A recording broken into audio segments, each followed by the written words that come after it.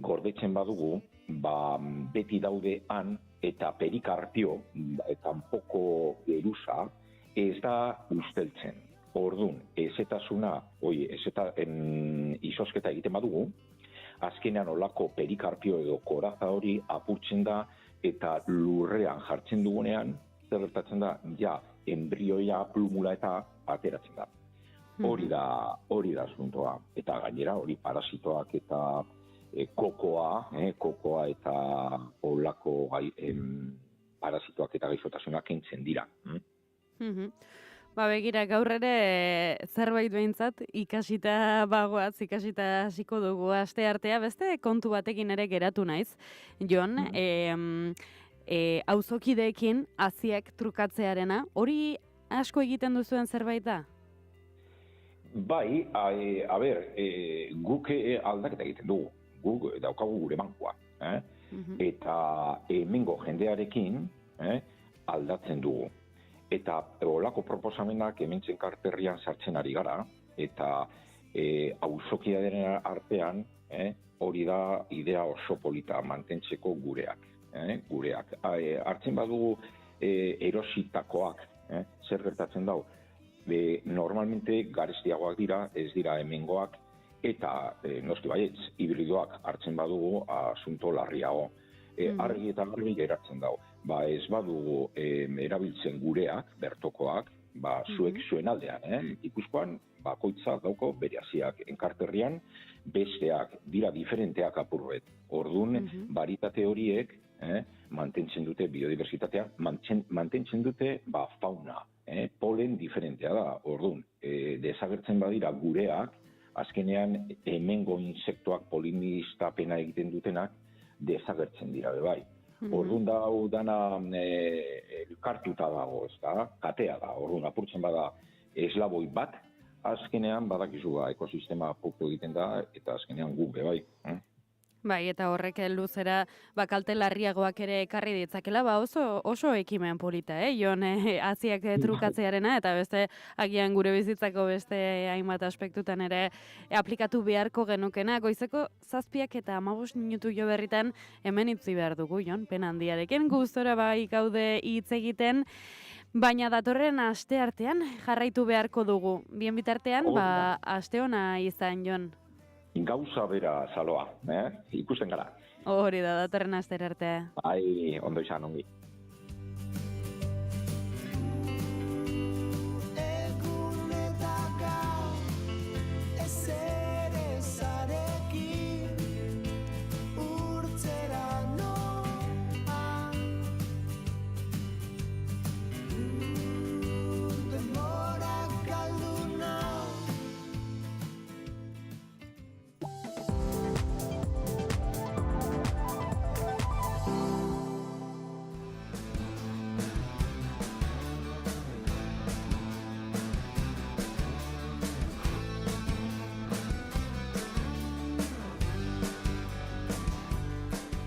Goizeko 7 eta 16 minutu dira eta azken orduko baten berri ere emango dizuegu. Ertzaintzak 28 urteko gizon bat atxilotu du igandean Bilboko Fika kalean izandako hilketarekin zerikusia duelakoan.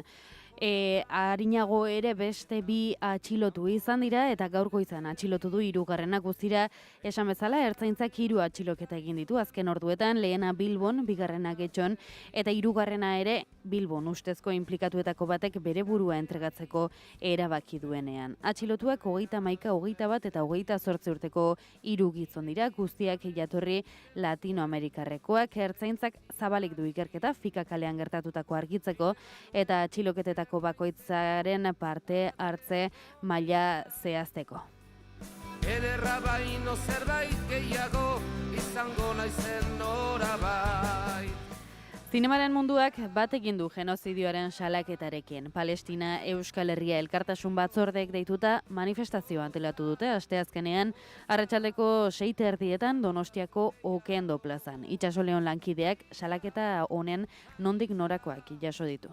Manifestazioa Okendo plazan konbokatu dugu, baina berez hemen elkartuko gara The Voice of Him Prayaben pelikula bukatu ondoren, beraiek aktoreak eta ateratzen direnean martxa hasiko duke. hasiera batean kursaleko zuria zeharkatu eta Zuriola hiribidetik aurrera joko gera, gero buelta emateko berriro itzultzeko bulebarrean bukatzeko. Mobilizazio hori prentsaurreko baten bidez deitu dute aipatutako Palestina Euskal Herria elkartasun batzordeetako hainbat kolektibok. Zine sektoretik kriston babesa jaso dugu, ikaragarria da, oraindik ere denbora guztian ari dira iristen atxikimenduak. Zazpigarren artearen esparruan, Aitziber Garmendia, Aitzolearan eta Alizia Otsoa, Antxon Telleria, Gorka Mertxan, Igor Otsoa, Iker Ganuza, Iñaki Irastortza, Iñaki Ardanaz, Iñaki Balboa, Itzi Aratienza, Itzi Arituño, Jessica Alonso, Joxan Bengoetxea eta Jon Olivares aktorek hartu dute parte. Era berean, bertan izan dira Julen Telleria, Kimetz Etxabe, Clara Badiola, Loreto Mauleon, Luro Laizola, Markel Koko, Mikel Laskurain, Mikel Tello, Mikel Losada, Miren Gogenola, Montxo Armendariz, Olaia Aguayo, Patxi Santamaria Murua, Paul Urkijo, Pello Gutierrez, Puyoria, Urko Olazabal, Junen Ogeiras eta Zorion Egilehor.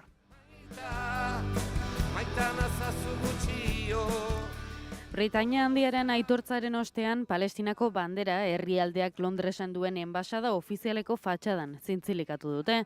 Indar simboliko handiko keinua izan da hein handi batean, Londresek hartutako erabakien ondorioz jaio zelako Israelgo estatua Palestinarrei ukatu zitzaien bitartean Egoibelategi.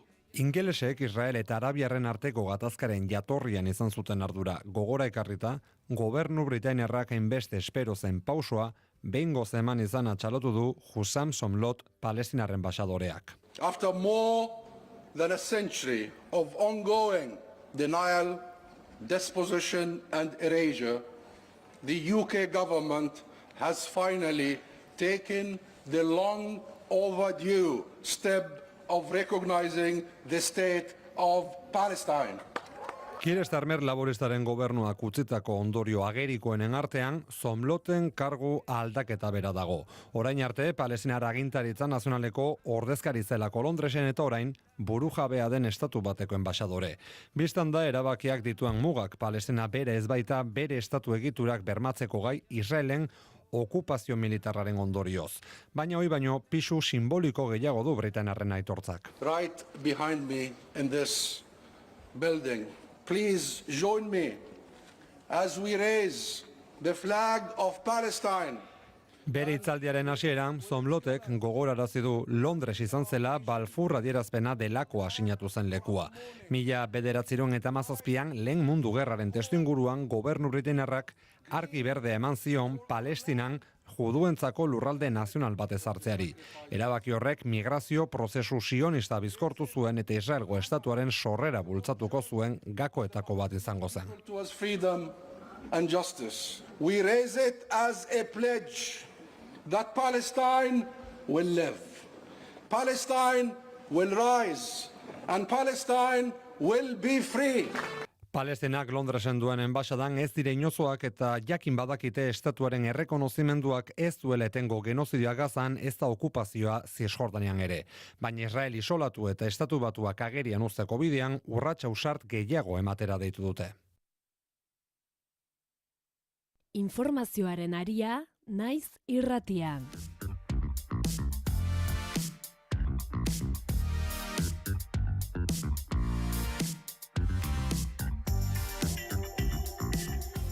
Desobedientzia zibila ez da delitua. Hala berretsi du Arozegiako auzipetuen aldeko plataformak haien aurkako epaia ezagutu ondoren. Herri mobilizazioei bizi osorako zigor ekonomikoak eta espetxea saiestu halko dituztela nabarmendu dute Elizondon egindako prentsaurrekoan. Iruñeko epaile batek absolbitu egin zituen pasaden astean Arozegiako 7 auzipetuak talde kriminal bat osatzearen delitutik, baina 5.850 eta 9.450 euro arteko isunak ezarri zizkien ertxapenengatik. Sententzia ezagutu ostean Aroztegiko auzipetuen aldeko plataformak azken hilabetetan zabaldutako mezu bera berretsi du astelehen honetan Elizondon. Desobedientzia zibila ez dela delitua. Sententzia hau mobilizaziorik gabe ez den lortu izanen. Borrokatzeak eta protestak balio duela berresten dugu beraz. Horrekin batera nabarmendu du inbertsore eta fiskaltzaren izenean egindako akusazioek ez dutela lortu talde kriminalaren inputazioa ontzat ematea. Modu honetan positibotzatik jo dute, Baztango 7 bizilagunek kartzela saiestu izana, eta uste dute gainera etorkizunean lurraren aldeko protesta kriminalizatzeko aurrekari bat ezartzea saiestu dela. Sententzia hau mobilizaziorik gabe ez den lortu izanik. Borrokatzeak eta protestak balio duela berresten dugu beraz.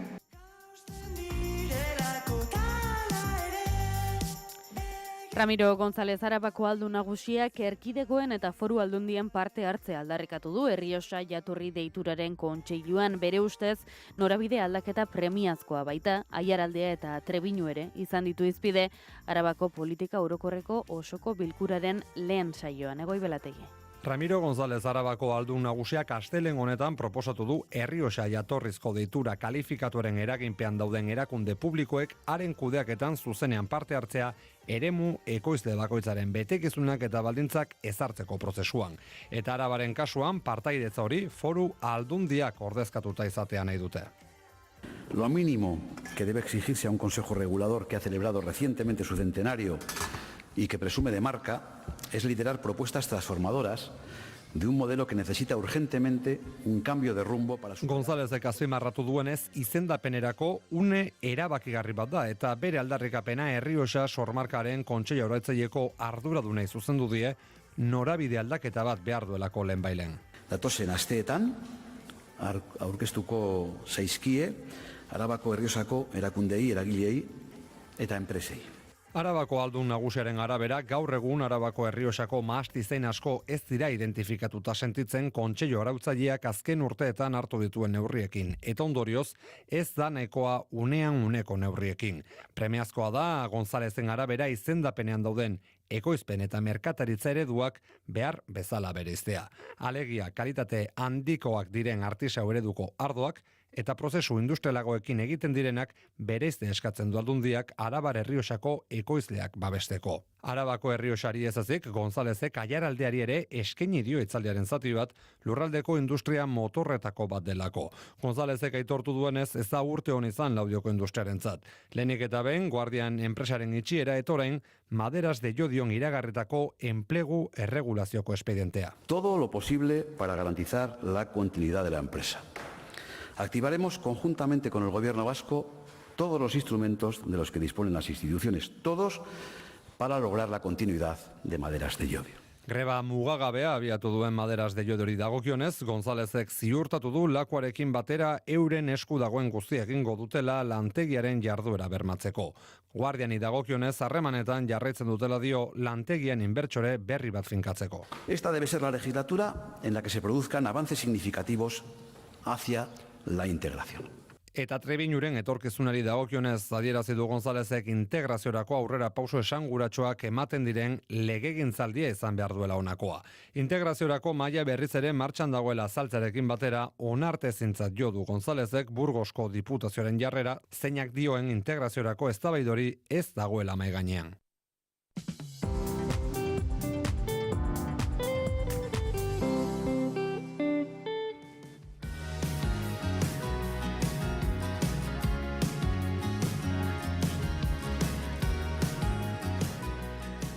Pasaden ostiralean Tafaian hildako bat utzi zuen autoistripua lan istripua izan zen Labek baieztatu duenez. Sindikatu abertzaleak daraman zenbaketaren arabera 59 langile hil dira urten Euskal Herrian eta horietatik 19 Nafarroan izan dira. Tafaian uzta biltzeko makina baten eta furgoneta baten arteko talkaren ondorioz Los Arkoseko 53 urteko bizilagun bat lanean ari zela hiltzen. Hildakoak bendi makinak hornitzen zituen eta inmission gisa katalogatutako istripu baten ondorio ziltzen, alegia lanerako erabiltzen zuen ibilgailua erabiltzen ari zen bitartean. Nabarmentzekoa da, aurten Nafarroan hildiren 19 langileetatik garraiolariak zirela gehienak.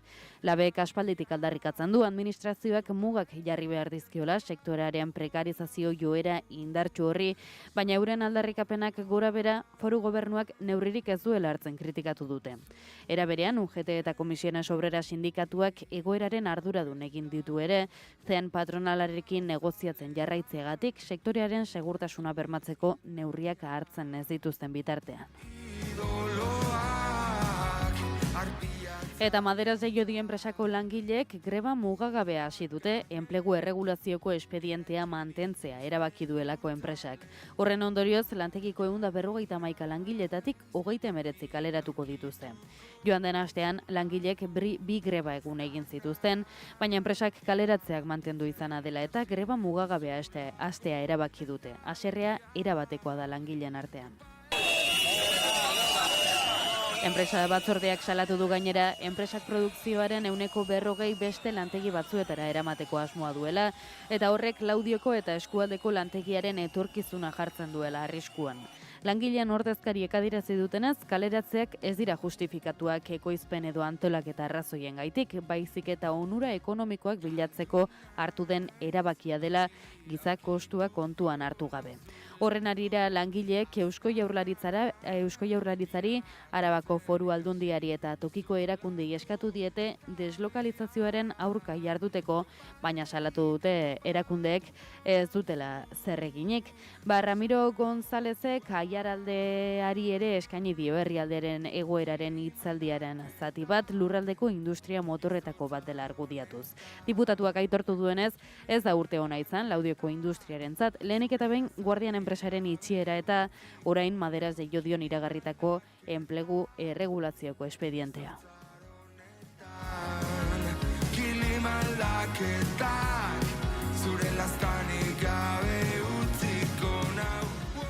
Lodosako Karei Solano enpresak likidazio prozedura konkurtsala aurkeztu du, oinetakoen Zoletarako goma fabrika ixteko eta gaur egun plantilla osatzen duten 36 pertsonak kaleratzeko, gehienak antzinatasun handiko langileak eta batez beste 50 urtetik gorakoak. Komisiones Obreraseko 3 delegatuk osatzen duten enpresako ordezkari eta sindikalak ohar baten bidez salatu du zuzendaritzak fede txarrez jokatu duela, informazio ezkutatuz eta langileak engainatuz. Lehiaketa ekainaren 25ean aurkeztu zen eta batzordearen arabera ez zitzaien delegatuei abisatu, beraz epe horretan zor gehiago ez sortzeko neurriak hartu zitezkeela diote.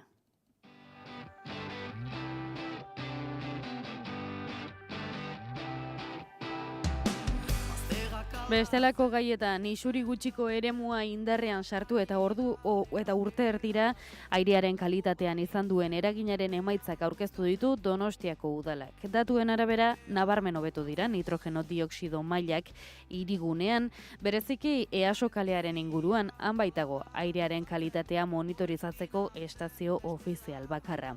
Inigo Garzia aniztasuneko, inklusioko eta ingurumeneko zinegotzi ordezkariak positibotzat baloratu du lehen balantze hau. Esan du IGEA ezartzeak mugarri bat jarri zuela euren ingurumen politikan, 6 hilabete pasa eta gero norabide egokian doazela esaten dutela datuek nabarmendu du. Eta bestalde Bartzelonako epaile batek Guardia Zibileko 2 zuzendarioi lehen aldiz ikertzea erabaki du Kataluniako independentismoari Pegasus eta Candiru softwareekin egindako espioitzagatik. 5 kaltetuk tartean Jon Matarmala enpresariak eta Juntzeko senatarioiak aurkeztutako kereila baten ondorioz. FA agentziak eskuratu duen auto batean Miriam de Rosa Palacio epaileak kereila tramitera onartzea ebatzi du. Salatutako gertakariak informatika sekretuak aurkitu eta ezagutarazteko eta sistema informatikoetara legez kanpo sartzeko delituak izan litezkela iritzita. Informazioaren aria.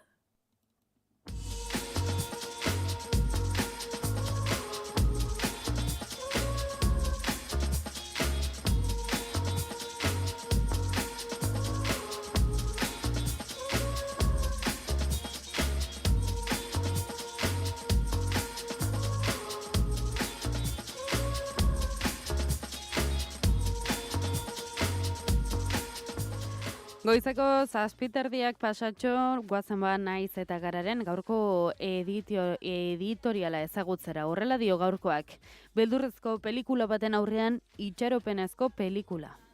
Gizarte eta lanbide mota guztia mobilizatzen ari dira Israelek palestinarren kontra egiten duen genozidiaren kontra. Ez dute korporazio asmorik salaketa zabaltzea eta gerra krimenen kontrako borrokan pertsona gehiago inplikatzea baino ez dute bilatzea. Horregatik osasun langilea Gazako ospitalek jasaten duten setioaren kontra biltzen dira osasun zentroetan.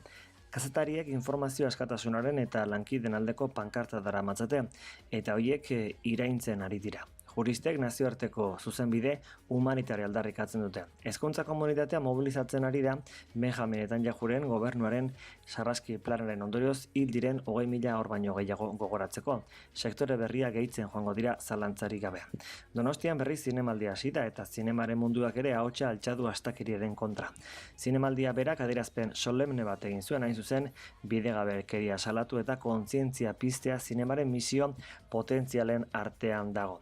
Palestinako kasuarekiko konpromiso horren adibide berri indartsu eta zirraragarria dira Hind Raben ahotsa Donostian egingo den No Other Land manifestazioaren horretik, lehenengoak Hind Rabab 5 urteko neskato palestinarraren haren familiaren eta salbatzen saiatu ziren osasun langileen heriotzaren benetako historia kontatzen du. Filma Veneziako zinemaldian aurkeztu zen eta ordu erdi hunkigarri batez goraipatu zuten. No Other Land da aurten Oscar sari bat irabazituen dokumental palestinar-israeldarra eta komunitate palestinarrak Zisjordanean duen erresistentzia kontatzen du. Rachel Sos, Juban Abraham, Basel Adra eta Adam Balal sortzailea jasatzen eta jazartzen ari da gobernu sionista. Zinemaren industria plataforma garrantzitsua izan da herri judua jasan zuen holokaustoa ezagutarazteko eta salatzeko. Orain obra gehiago eta gehiago etorriko dira Israelek palestinarren kontra egiten ari den genozidioa salatzera. Presioak mehatxua gora bera izugarri garien aurrean zinema justiziaren eta itxaropenaren alde egin du. Eta guazama gaurko azalak errepasatzera etxetik hasiko gara, egunero bezala gara egunkariarekin. Gaurko titularrak elkarrizketa bat barnebiltzen du. Euskal Herriko pentsiodunen mugimenduko Maritxu Serrano Mitxelena elkarrizketatu du Garak eta zera esan du. EAJ-ari eta PSE-ri herriaren borondatearen zapalketa hau ez burutzeko eskatzen dietela. Izan ere Euskal Herriko pentsiodunen mugimendua zain dago ostegunean Gasteizen egongo den legebiltzarreko osoko bilkurari. Bertan gutxieneko pentsioi buruzko legegintzako herri ekimena onartu edo atzera botako dute. Eta beste elkarrizketa bat ere gaurko egunkarian, azaleko argazkian agertzen dira Asier Altuna eta Telmo Esnal zinemira sariaren irabazleak bertan adirazi dute aupa etxe besterekin hasi zirela bertoko zinemaz bizitzan. Berriaren titular nagusiak dio Frantzia Palestina aitortzeak bakarrik utzi dituela Ameriketako Estatu Batuak Segurtasun Kontseiluan. Macronek Palestinako estatua onartzeko adierazpena egin du eta hortaz Nazio Batuen erakundeko organo goreneko 5 kide iraunkorretatik 4 aitortu dute. Eta atzo iluntzean egin zen prentsaurreko bat agertzen da argazkian. Aroztekiko Elkartasun Kontseiluak auzipetuei jasotako epaiaren balorazioa egin zuen. Argi ilun asko dituela iritziz. Deiak dio Pradalesek paper politiko eta ekonomiko handiagoa eskatu diela Europar Batasuneko enbasadorei. Danimarkako Kontseiluko lehendakaritzak hizkuntza, kultura eta industria ezagutzera ekarri du talde diplomatikoa. Eta aktorez betetako astea ari gara bizitzen, oraingoan baina argazkia ez da zinemaldikoa. The Walking Dead telesail ospetsua ari dira Bilbon grabatzen eta Norman Redus agertzen da argazkian zale batekin argazkia ateratzen.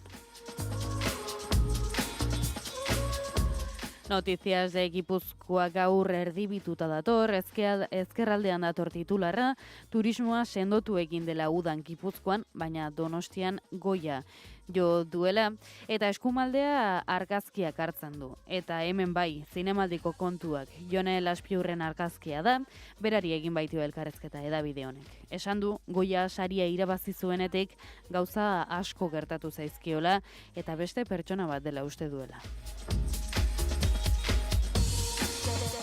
Diario de Noticiasen lerroburua hauxe da, ekonomia eta langaietarako demandek gainezka egin dutela epaitegietan.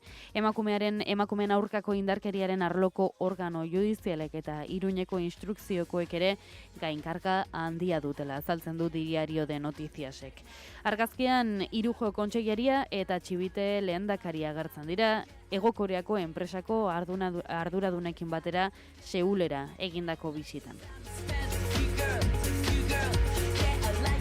Diario de Navarrak dio, Nafarroako fiskaltzak ohartarazi duela berdintasuneko prestakuntza ez dela sartzen ari, fiskal nagusiak sare sozialen abusuarekin lotu du buloz Josita Baitagov. Eta argazkian foruzainak Iruñeko eraikin batean sartzen ikusten dira, jaso ikastola zaharrean ematen diren erasoak errepikatzen ari direlako behin eta berriro. Zeharo desberdinak dira, El Correoren gaurko 2 edizioak, Bizkaikoan aurretik ere aipatu dugun kontu bat, argazkia da nagusi, The Walking Dead telesairaren grabaketako eszena bat da. Eta titularrak dio bestalde, ertzaintzak Soloko etxeko hilketaren egilea eta 2 konplize atxilotu dituela. Eta Arabako alean, politika orokorreko eztabaiden ingurukoak, titularra hauxe da, biozientziarako pizgarri fiskalak aurreikusten dituela Arabak zinemaren sektorean izandako arrakastaren ondoren. Eta Bozento taldearekin amaitzeko, El Diario Basko bere osotasunean zinemaldiaren ingurukoa da. Zenbait euskal aktoreren argazkiak agertzen dira goialdean, eta titularrak dio Donostiako goranzko joera hautsi eta turistak galdu dituela. Goizeko 7 eta 38 minutu direlarik, onaino gaurko azalen errepasoa.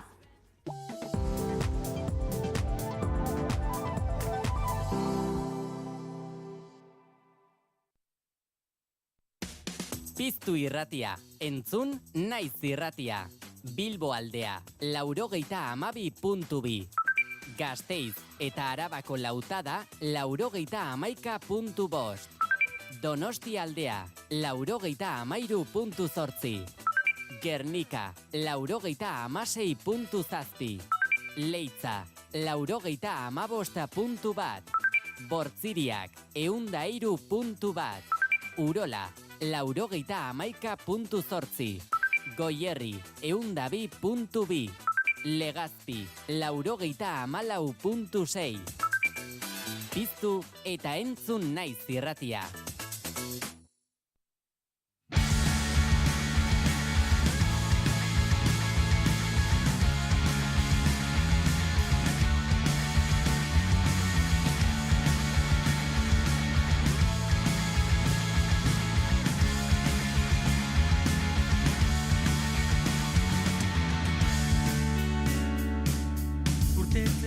Idatzi dizut, baina ez dut gogorik hau, zoriona bilatuz,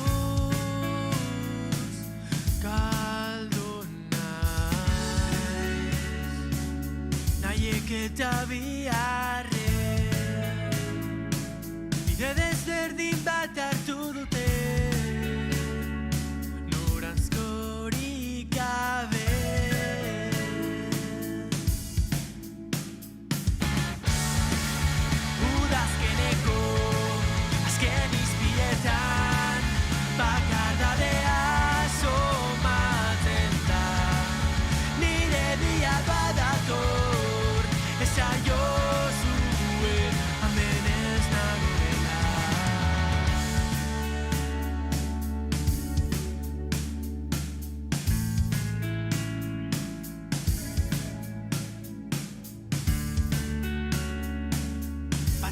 Neuritan tabata, bestetan itxaso osoa, ez da nahikoa.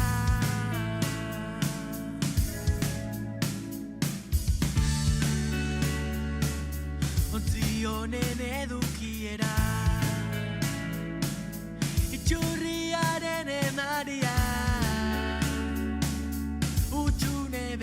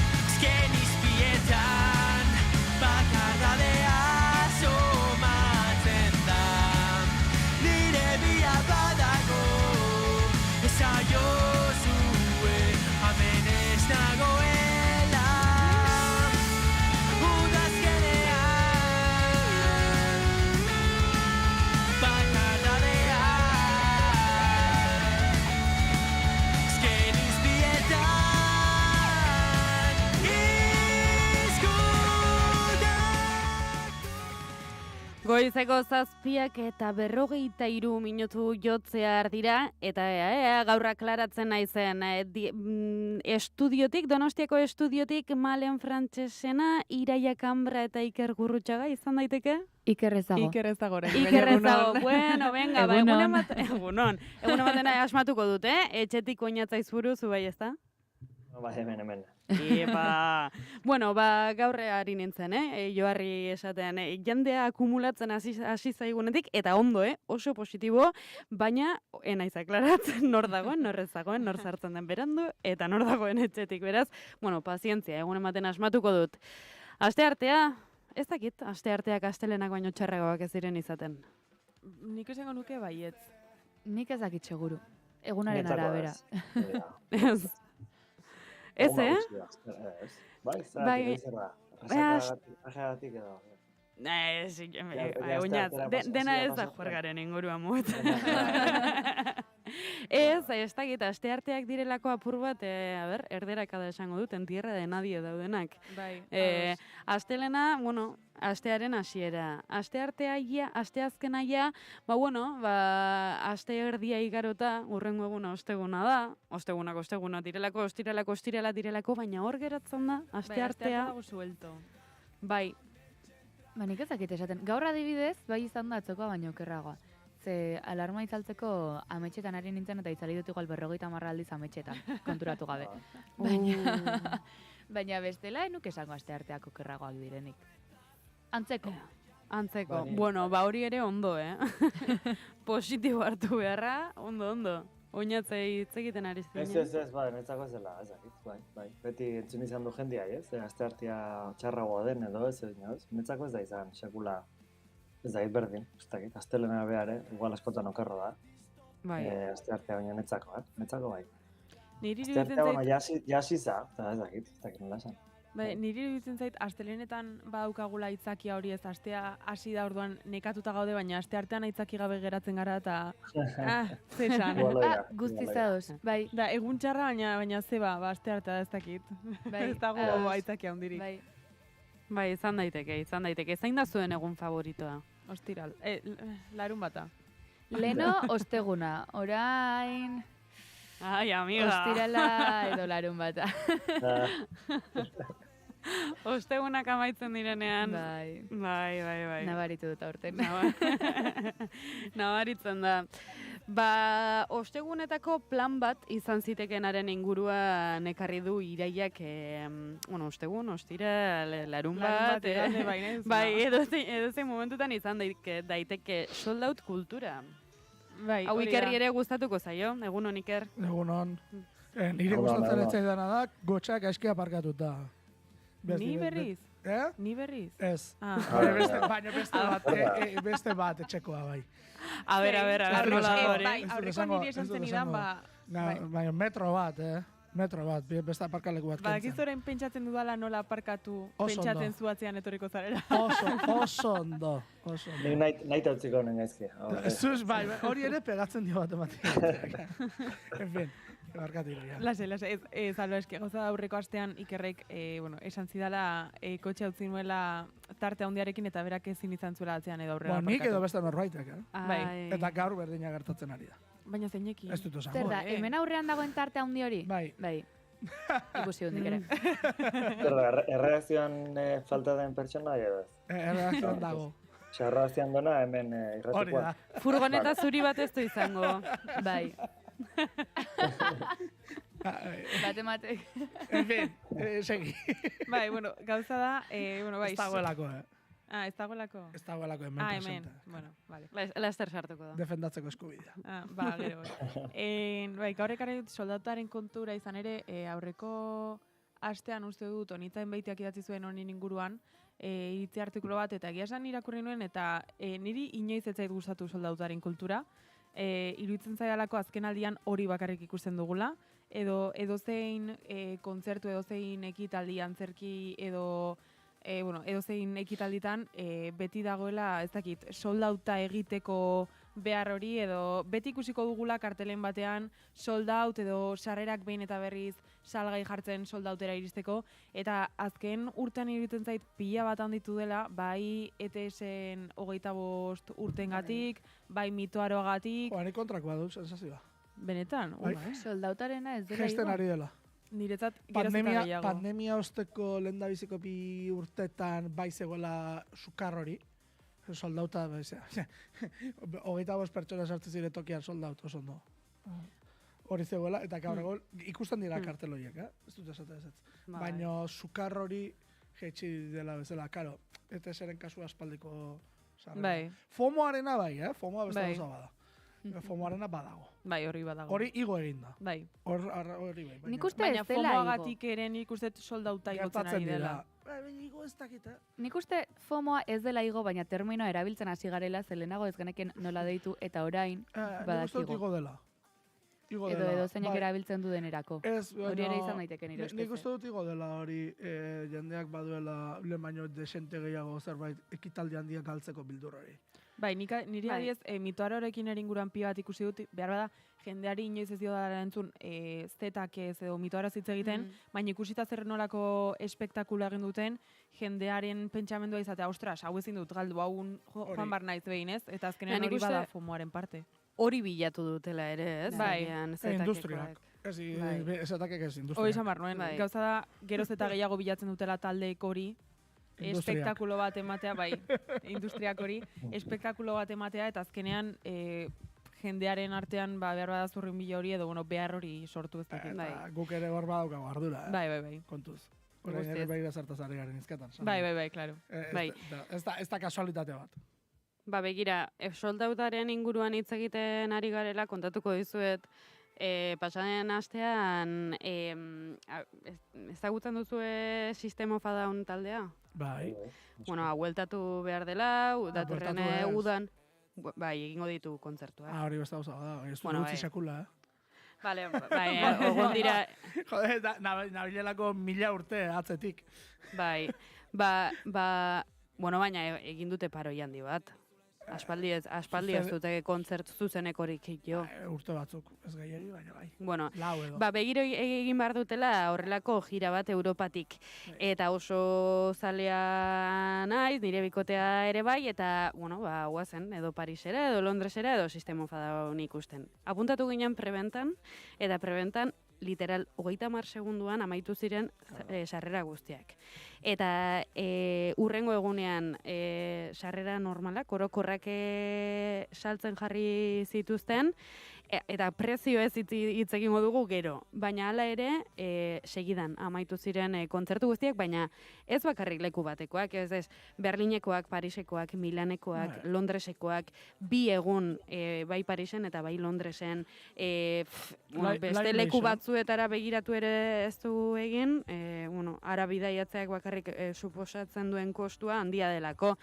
Baina, eta 10 minutuan ordenagailuaren aurrean ja desesperatuta ezin sarrerak lortu, eta esan nuen, eske, ez dakit. FOMOa. Bai. Nire ematen dut amorrazioa, hori, gehiago aspaldi joateko aukerarik izan ez dugun, ez gehiago. Berdina gertatu da Linkin Parkekin Madrilen, eta kontuz Resurrection Fest, KKR eta bat eta bestea, aurten Limp Bizkit, lehen da biziko kartel burua, ikusiko duzu, ez emaz alduko duen. Zer Limp Bizkiteko ere aspaldi esango nuke ez direla ibili holtza gainean, hori akaso gure lagun oinatzek gehiago jakingo duz, Limp Bizkit eta alakoak, ez? Ba, ikusita jut, ez? Bai. Espaldi, jo. Bai, bueltan datoz guztiak. Bai, zer ari da gertatzen hor, nik badut, ez? Nu metala txandal, metala bueltan. Ebariste voltatu zen. Jubilazio plana, kozik, izango dira. Hori izan hori da, jubilazio plana. Botako dut, eta ez dut esango zer gehiago, baina aste honetan beste ditzulera bat iragarriko da. Wow. Nik ez iragarriko da. Internazionala, Euskal Herrikoa. Bai, Bai. Ja, saretan pistak badaude, Saretan pista. Ze perfil. Ez gehiago ez dut esango. Pista. Grada. Wow. Grada? Sarreren kontuarekin ari ginen, Oso txarra. Pista grada. Egun honi. Ai, ama. Bueno, eta beste kontu bat komentatu nahi nuena, nire anekdota honekin, da prezioena. ¿Qué es esto? Malenek orain txarrapatu du. Ez dut ere bilertu, baina ari nintzen esaten dela oso txarra, baina bueno, grazia egin dit. Prezioa venga, botako esan gara, 150. Zer? Sarrera. Itzuliko den horrena? Ez. Zaloaren anekdota.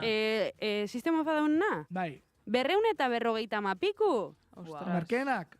Ez. Merkeenak 93. Bueno. Gerra da. Baita gerra total. 253 izango zen Golden Circle, olako zerbait. Ez. Pistako normala? Pista 93tik 180 edo olako zerbait. Eta gero gradetan, nahi beste, 400 eta pikur arteko prezioak ere ikusi ditut, Iruditzen zait, barbaridade bat. Asko gustatu zait, egin duten kontu bat, ez dakit nik arinago ikusi gabe nuen, fan taldeentzako horrelako kodigo berezi bat sortu dutela, sarrerak erosi alizateko. Hori ikusi duzuen aizu? Bai. Fan taldeentzat, sare sozialetako fan taldeak edo? Ez, horrelako talde handiek eta internazionalek eta izaten dituzte fan taldeak, antzaden ez dakit izena eman da dutena ez dakit nun, edo elkarte bezala izena eman dutenak, eta horientzako kodigoak sortu dituzte sarrerak arinago erosi alizateko. Hori ez zaite txarto iruditzen, baina inoiz ikusi gabe nuen. Niri ez gaizki iruditzen, baina azkenean baita beste batzuei aukera hori ere kentzen diezu joateko, orduan ez dakit. Ze fantalde batean bali maude 100 pertsona 100 sarrera gutxiago dira, orduan ez dakit. Ez dakit besteok zeiritze zuen. Alako pila goza. Baina... Enaizke jatuko ala ere, ni izango banitz hartuko nituzkelako, baino... Hori dago. Baino, claro. Baina errebentan nola ateratzen den hori guztia. Bai. FOMOa. Begiratu atzu, Salva, errebentako prezioak. Oraindik ez, badaudelako sarrera batzuk, nik erabiltzen dudan behintzat aplikazioan, sarrera guztiak salduta izan gabe ez dituzte errebentan jartzen usten. Eta oraindik badaude bisibilidad reduzida horko sarrera batzuk, nahiko prezio altuan ere, baina bueno, eta horrek saldu arte ez dituzte jarriko, baina bai, ari naiz. Errebenta ofiziala zari zara. Bai, klaro. Besteekin ez naiz fiatzen, diru asko da. Boligrafo bat. Bai, horrelakoekin ez naiz fiatzen. Baina, bueno, musika zari garela bete-betean, Iker, zuri emango dizutitza. Badirudik kasualitatea gertatu direla.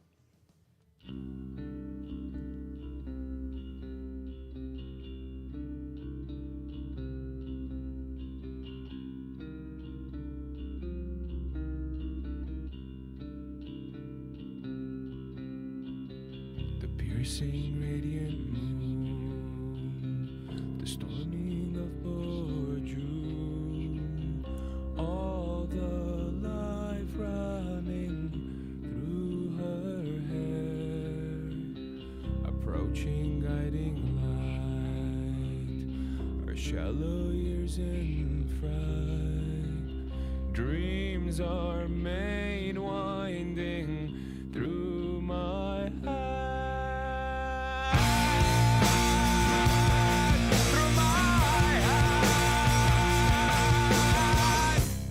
Bizkaian zaudetenok pozik, Gipuzkoan daudenak ez dute ulertzen. Nik ez. Ni bai.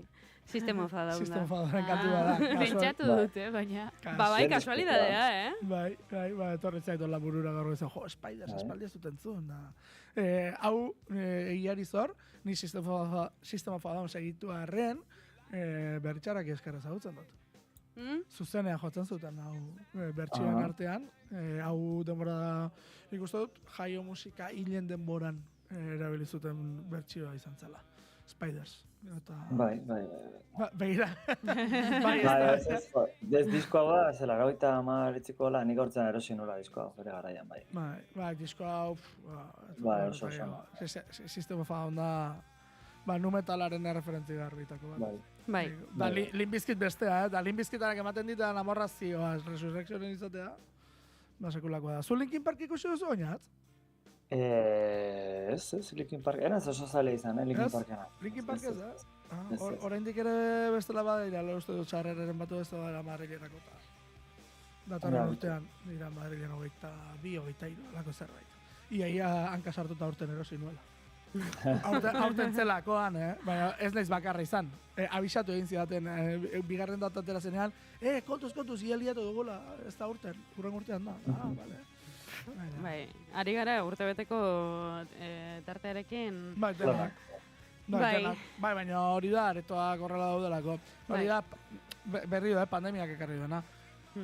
Pandemiak urtebeteko okupazio ekarri du, hortaz urtebete lehenago iragartzen ari dira urtebete beranduago gertatuko direnak, okupazio horrela doalako. Ez dago zartzen. Eta nik uste dut ere azkenean horrelako show handiak antolatuz ere prestakuntza aldetik behar dutela. Bueno, lehen ere bazegoen hori, eta etzen hainbesteko denborarekin iragartzen. Agian improvisatu egiten zen. Iragartzen ze segila beterekin eto horrela bai, hori nahiko normala da. Batez ere nazioarteko taldeak. Ez harrapatzeko gero despistean. Berritxarrakek azken kontzertu iragarri zuenean, zenbateko denborarekin izan zen. Bastante ere bai, Ez dut gogoan. Dexenteko Bai. Gira osoa aurkeztu zuten, esango nuzke... Asko, bai. Eta horre ere fomo handia gontzen. Guk ez genuen lortu kontzertuko sarrerarik. Ni ez nintzen joan propio. Miraz. Propio, azkenekoetara propio nintzen joan. Nik agur... Iruñako lasaten zuen. Bai, nik agurko eta mendin esan nian. Gusaiatu ginen lortzen aurreko kontzertu horietako bat, Oialumekoa eta ez genuen lortu. Bueno, eta gero nik nahi nuen joan... Gure txikietako. Nik nahi nuen joan Zaragozara edo Bordelera edo horrela, baina ez lortu bideidarik. Antzadenez, Bartzelonakoa egon zen oso ondo. Ni lagun bate joan zen eta asko disfrutatu zuela. Nik egia esan gehiago disfrutatu nuen beka Navarrarena baina. Niretzako FOMO gehiago egon zen eta gogor esan da, soberantzegoen jende gehiago ere bai. Bai, izan daiteke. Bai, alegia benetako zalentzako tokirik etzelako geratu. Baina, horregatik FOMOaren kulturak hori ere badakar. FOMOaren kultura honekin hasi eta amaitu ere egingo dugu, 10 segundu besterik ez goizeko 8:00 egun ona izan. Berdin. Bai, arte.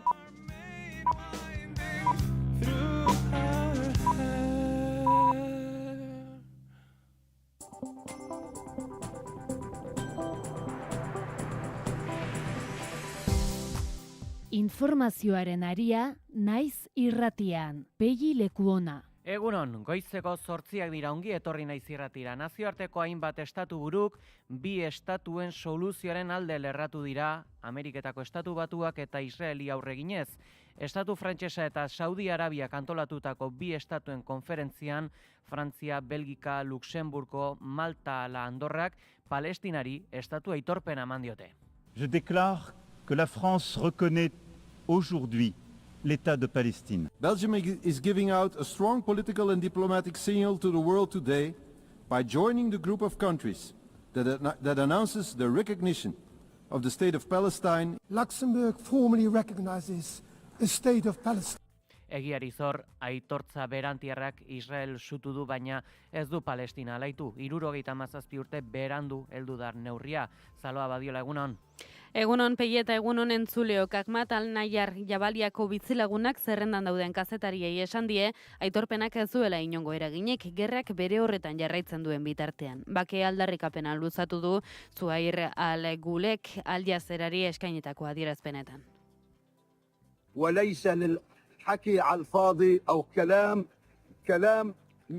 Hildo beretik beste bizilagun batek erabakiaren itxurakeria salatu du. Bizi osorako zigor ekonomikoak eta espetxea saiestu halko dituztela nabarmendu dute Aroztegiko auzipetuek. Iruñeko epaile batek absolbitu egin zituen, pasaden astean Arozegiako 7 auzipetuak talde kriminal bat osatzearen delitutik, baina 5.850 eta 9.450 euro arteko isunak ezarri zizkien ertxapenengatik. Sententzia hau mobilizaziorik gabe ez den lortu izanen. Borrokatzeak eta protestak balio duela berresten dugu beraz. Eta Ramiro González Arabako diputatu nagusiak erkidegoen eta foru aldundien parte hartze aldarrikatu du Errioxa jatorri deituraren kontseiluan bere ustetan norabide aldaketa premiazkoa baita. Datozen asteetan aurkeztuko zaizkie Arabako Errioxako erakundei, eragilei eta enpresei. Arlo ekonomikoari dagokionez pasaden ostiralean Tafallan hildako bat utzi zuen autoistripua, lan istripua izan zen LAB sindikatuak baieztatu duenez. Hildakoak bendin makinak hornitzen zituen eta inmision gisa katalogatutako istripu baten ondorioz hil zen, alegia lanerako erabiltzen zuen ibilgailua erabiltzen ahal zen bitartean. Nabarmentzekoa da, aurten Nafarroan hil diren 19 langiletatik garraiolariak direla gehienak. Eta kirol kontuetan Inigo Llopisek urrezko domina irabazi du Singapurreko munduko txapelketako bizkarrerako 100 metrokoan, marka pertsonala eta Espainiar estatuko errekorra lortuta. Ordu bat, 5 minutu eta 29ko kronoarekin Pariseko jokoetan eta Manchester 2023ko munduko txapelketan erdietsitako bere urrezko markak hobetu ditu Llopisek eta marka pertsonal eta Espainiako errekor berria ezarri du gainera.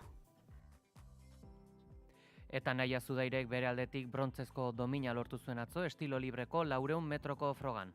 Eguraldia eta trafikoa naiz irratian. Errepide daukien ez bada nabarmentzeko jazuerarik?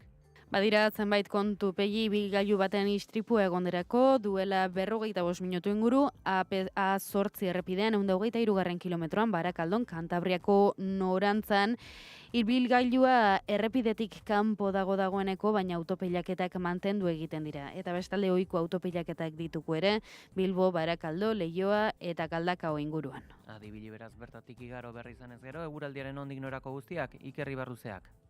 Udazken sasoiko eguraldiak jarraipena izango du astearte honetan ere. Goizean hodei dezente agertuko da Kantauri isurialdean, baina hodei hauek beti ere trinkoagoak izango dira lurraldaren mendebaldean, hau da Gipuzkoa mendebaldean, Bizkaian eta Araba iparpartean, eta bertan gainera euri zaparrada batzuk botako ditu, gainera tartaka zaparrada hauek bizi xamarrak izango dira. Gainantzeko lekuetan giro nahiko ateria izango da, naiz eta Gipuzkoa ekialdean, Nafarroa iparpartean, iparralden momenturen batean zaparrada txikiren bota dezakeen, Ego isurialdean aldiz, erabat ateria egongo da, eta bertan osarte batzuk ere zabalduko dira. Arratsaldeko lehen orduak ere antzekoak izango dira, baina arratsalde erditik aurrera berriz ere ezegonkortasuna areagotuko da, euri zaparradak Kantauriar isurialde osora zabalduko dira, eta tarteka gainera mardul botako du, eta ego isurialdera ere euri pikin bat ere pasatuko da. Haizeak iparraldetik joko du, goizean ipar ekialdeko ukituarekin azken orduetan ipar mendebaldekoarekin, temperatura minimoek bera ingo dute eta goiza leku batzuetan hotza izango da, minimoak 6 eta 12 gradu bitartean errendituko dira, Maximoek antzeko jarraituko dute eta eguraldi freskoa izango da, Kantauriar isurialdean 14 eta 17 gradu bitartean errendituko dira, eta ego isurian 13 eta 19 gradu bitartean, temperatura freskoenak, Araba eta Nafarroa erdialdean eta altu xamarrauden lekuetan emango dira, altuenak aldiz, Herriberan. Joarra Izpurua teknikan, irailak 23 da, asteartea. Informazioaren aria.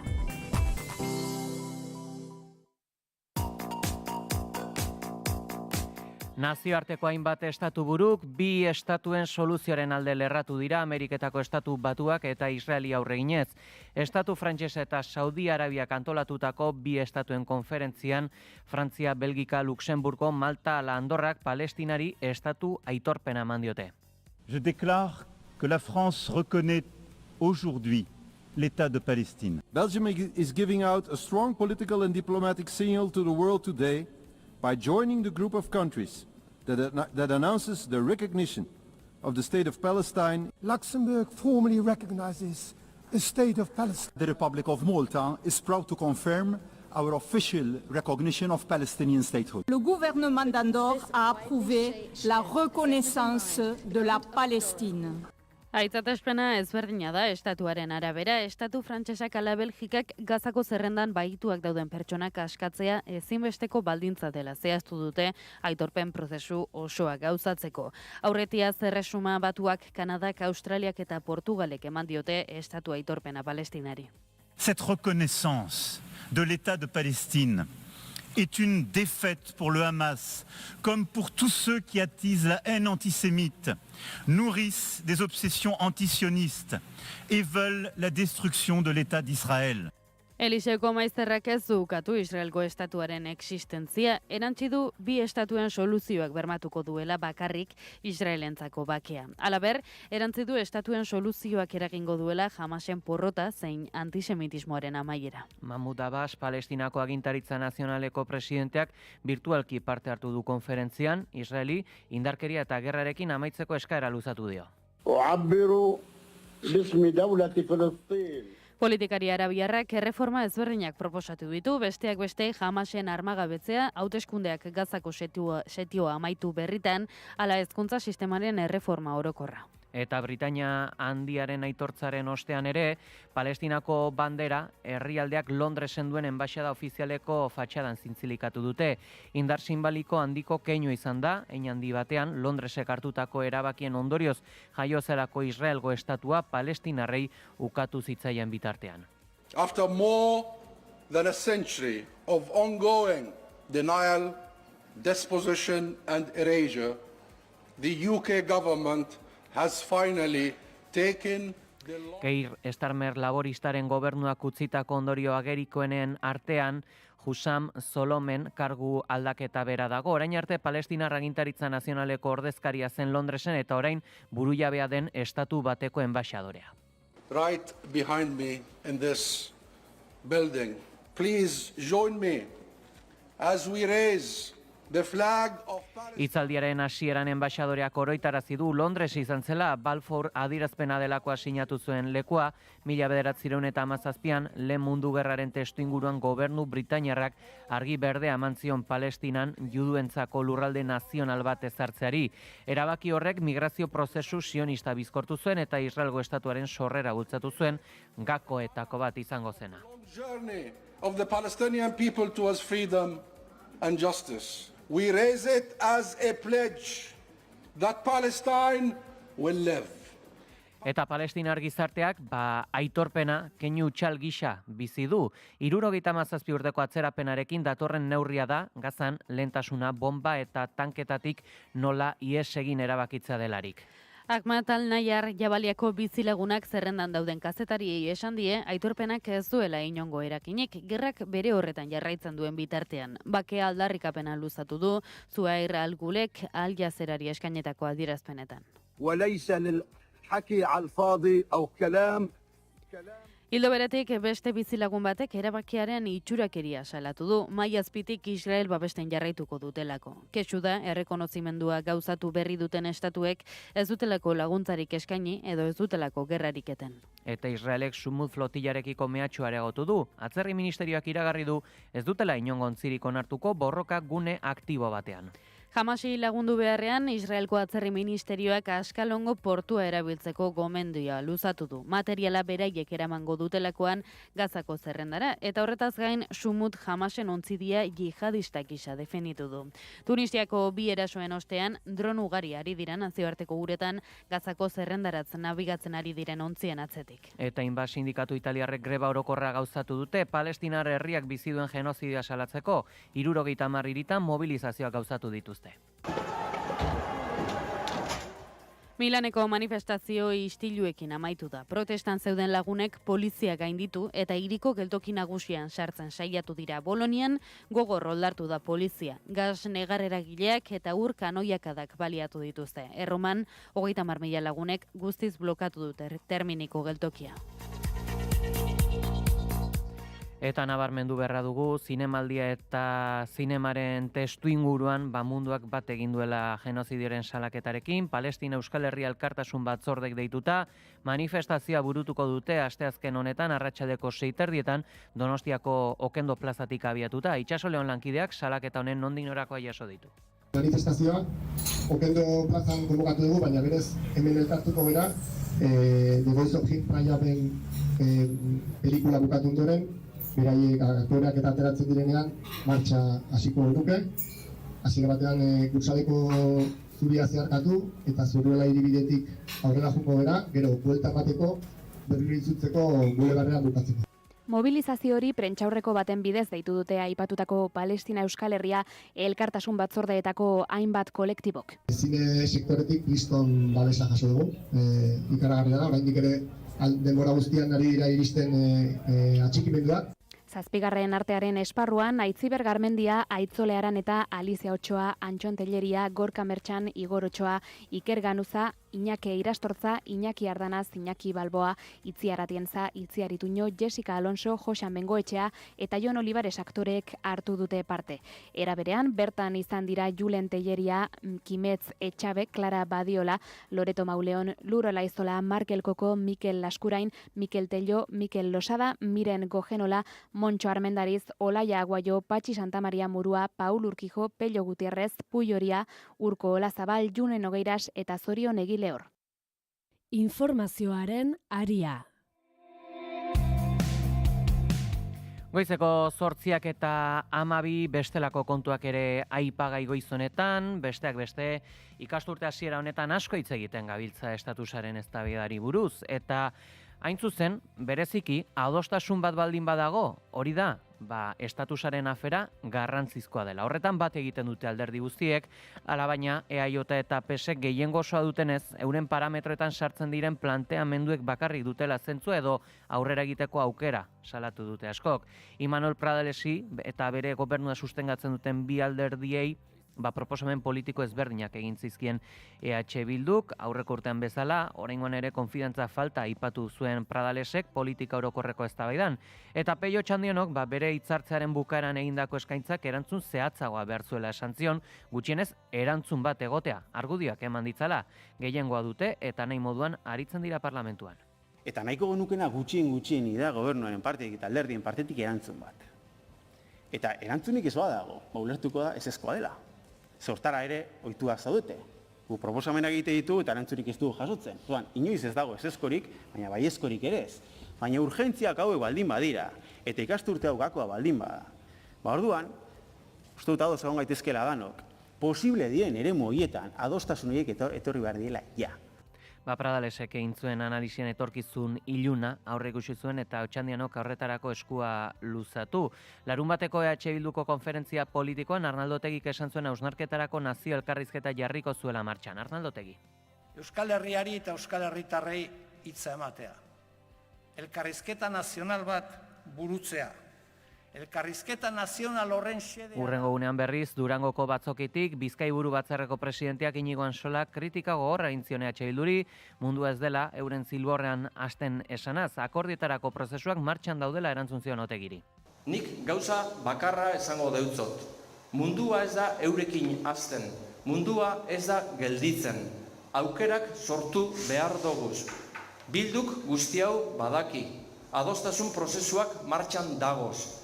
Benetan Euskadiren alde lan egin nahi badabe, orain da une egokia. Eta bien bitartean Maria Ubarretxen Alaukako bozeramaleak Radio Euskadin esan du estatutu berriaren eztabaidan diskurtso politikoa baztertu behar dela. Y yo creo que deberíamos de tener la suficiente empatía política, la responsabilidad, el sentimiento de país que hace falta para abordar esto sin politiqueo. Arnaldo Otegi berriz Euskadi Irratian EAJak aipatzen duen deskonfiantza mantra bezala erabiltzen duela PSrekin duen aliantza justifikatzeko. EH Bilduk zenbait udalerritan aurrekontuak babestu dituela.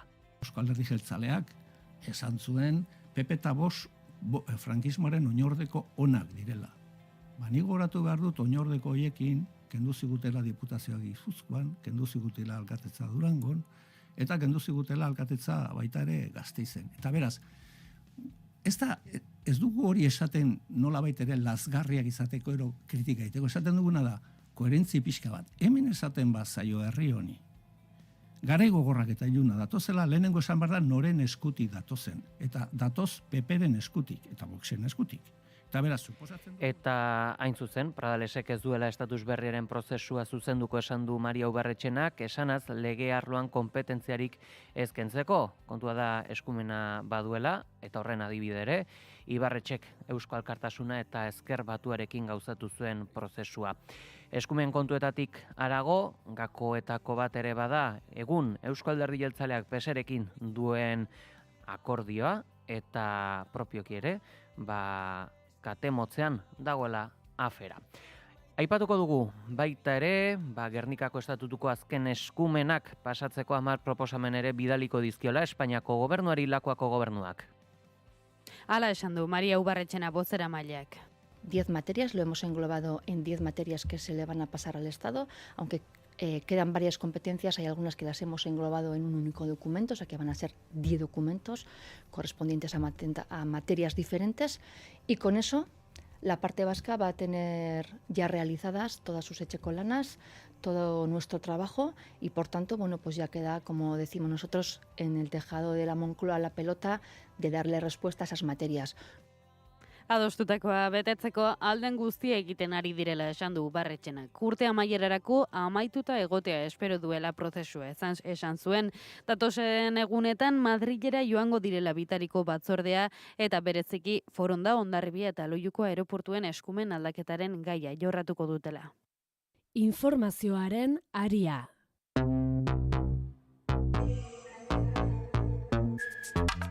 Goizeko 8:17 desobedientzia zibila ez da delitua, horixe bera berretsi du Arozegiako auzipetuen aldeko plataformak haien aurkako epaia ezagutu ostean. Herri mobilizazioei bizi osorako zigor ekonomikoak eta espetxea saiestu ahalko dituztela nabarmendu dute Elizondon eskainitako prentsaurrekoan. Iruñeko epaile batek absolbitu egin zituen iraganden ostiralean Arozegiako 7 auzipetuak talde kriminal bat osatzearen delitutik, baina hori bai 5.900 eta 9.500 euro arteko isunak esarri zizkien ertxapenagatik. Sententzia ezagutu ostean, Aroztegiko auzipetuen aldeko plataformak azken hilabetetan zabaldutako mezuba berretsi du. Desobedientzia zibila ez dela delitua. Sententzia hau mobilizaziorik gabe ez den lortu izanen. Borrokatzeak eta protestak balio duela berresten dugu beraz. Nabarmendu dute inbertsore eta fiskaltzaren izenean egindako akusazioak ez dutela lortu talde kriminalaren inputazioantzat ematea, modu honetan positibotza jo dute ere Baztango 7 bizilagunek kartzela saiestu izana eta uste dute ere etorkizunean lurraren aldeko protesta kriminalizatzeko aurrekari bat ezartzea saiestu dela. Eta eraikuntzarik eta etxe bizitzari propioki dagokion bestelako protesta bat ere aurrera eraman du Alda kolektiboak, gehiegizko alokairu prezioa salatzeko ekintza burutu dute Baionan, Kolibin izenarekin estaltzen bada ere, gelak banan-banan alokatzeko moldea osagarrien bitartez gehiegizko alokairu ezartzeko baliatzen dela salatu dute. Orotara 1.700 eta 95 euroko alokairua jasotan du urtero Jean Jaurès Bulebarraren 19. zenbakian kokatzen den apartamentuaren etxeiabeak. Izan ere, beko solairuan den etxe bizitza osorik alokatu ordez, 3 gela ezberdin eskaintzen ditu, beti ere diru gehiago lortzeko helburuz. Aldak salatu duenez, jabe honek ez du alokairuaren araudia errespetatzen, Ainize Butron Euskal Irratien mikrofonoan. Horrela kontratuka eginez, aukera maiten dio jabeari alokairua emendatzea, eta gaur egun indarrean den alokairu mugatze dispositiboa saiestea. Hori da guk hemen salatu nahi duguna. Etxe bat logelaka alokatu nahi bada, horretarako propioki sortua den araudia errespetatu behar dela oroitarazi du Butronek. Informazioaren aria.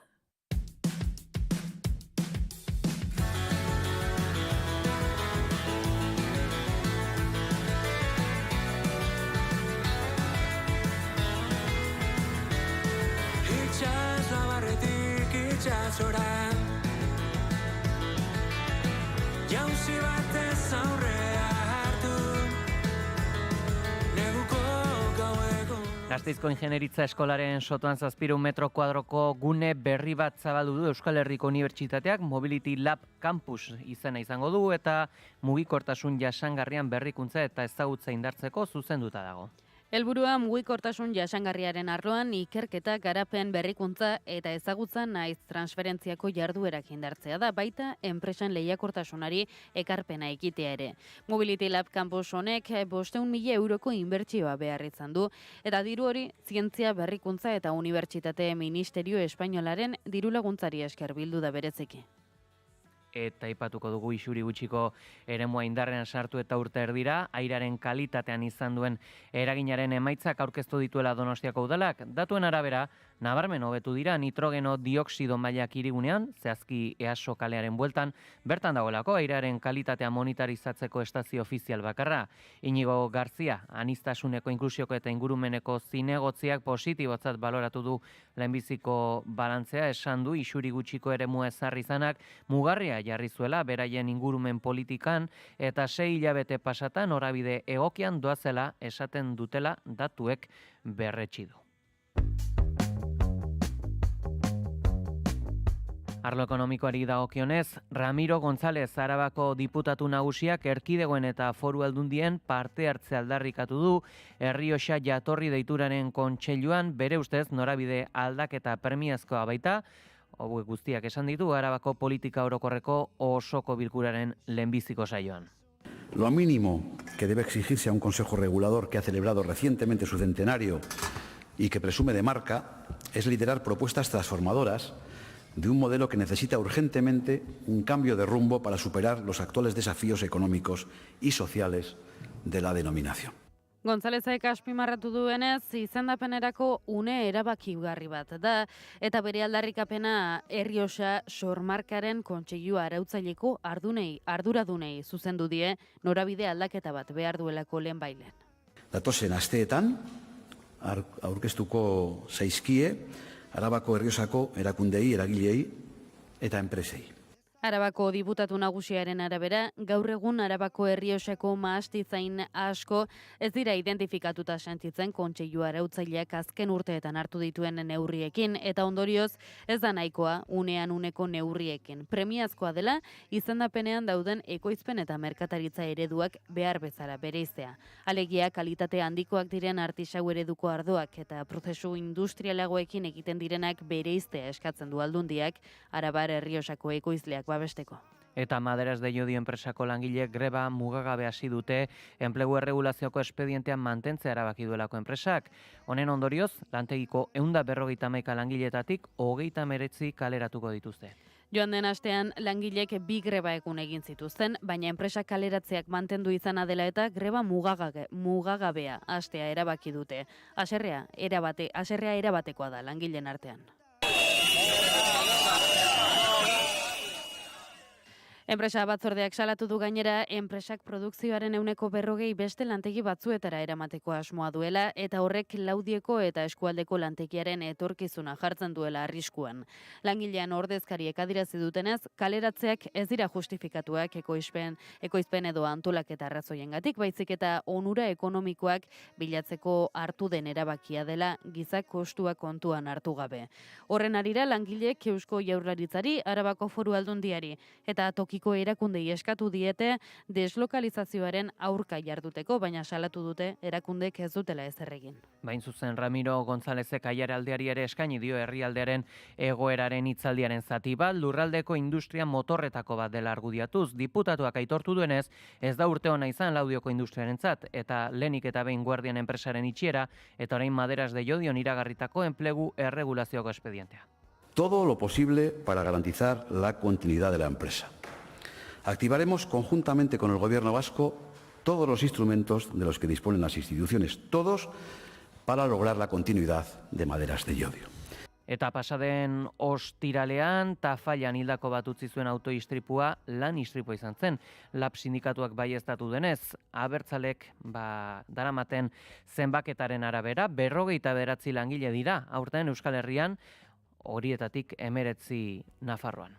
Tafallan uzta biltzeko makina baten eta furgoneta baten arteko talkaren ondorioz, Los Arcoseko 53 urteko bizilagun bat lanean ari zela hil zen.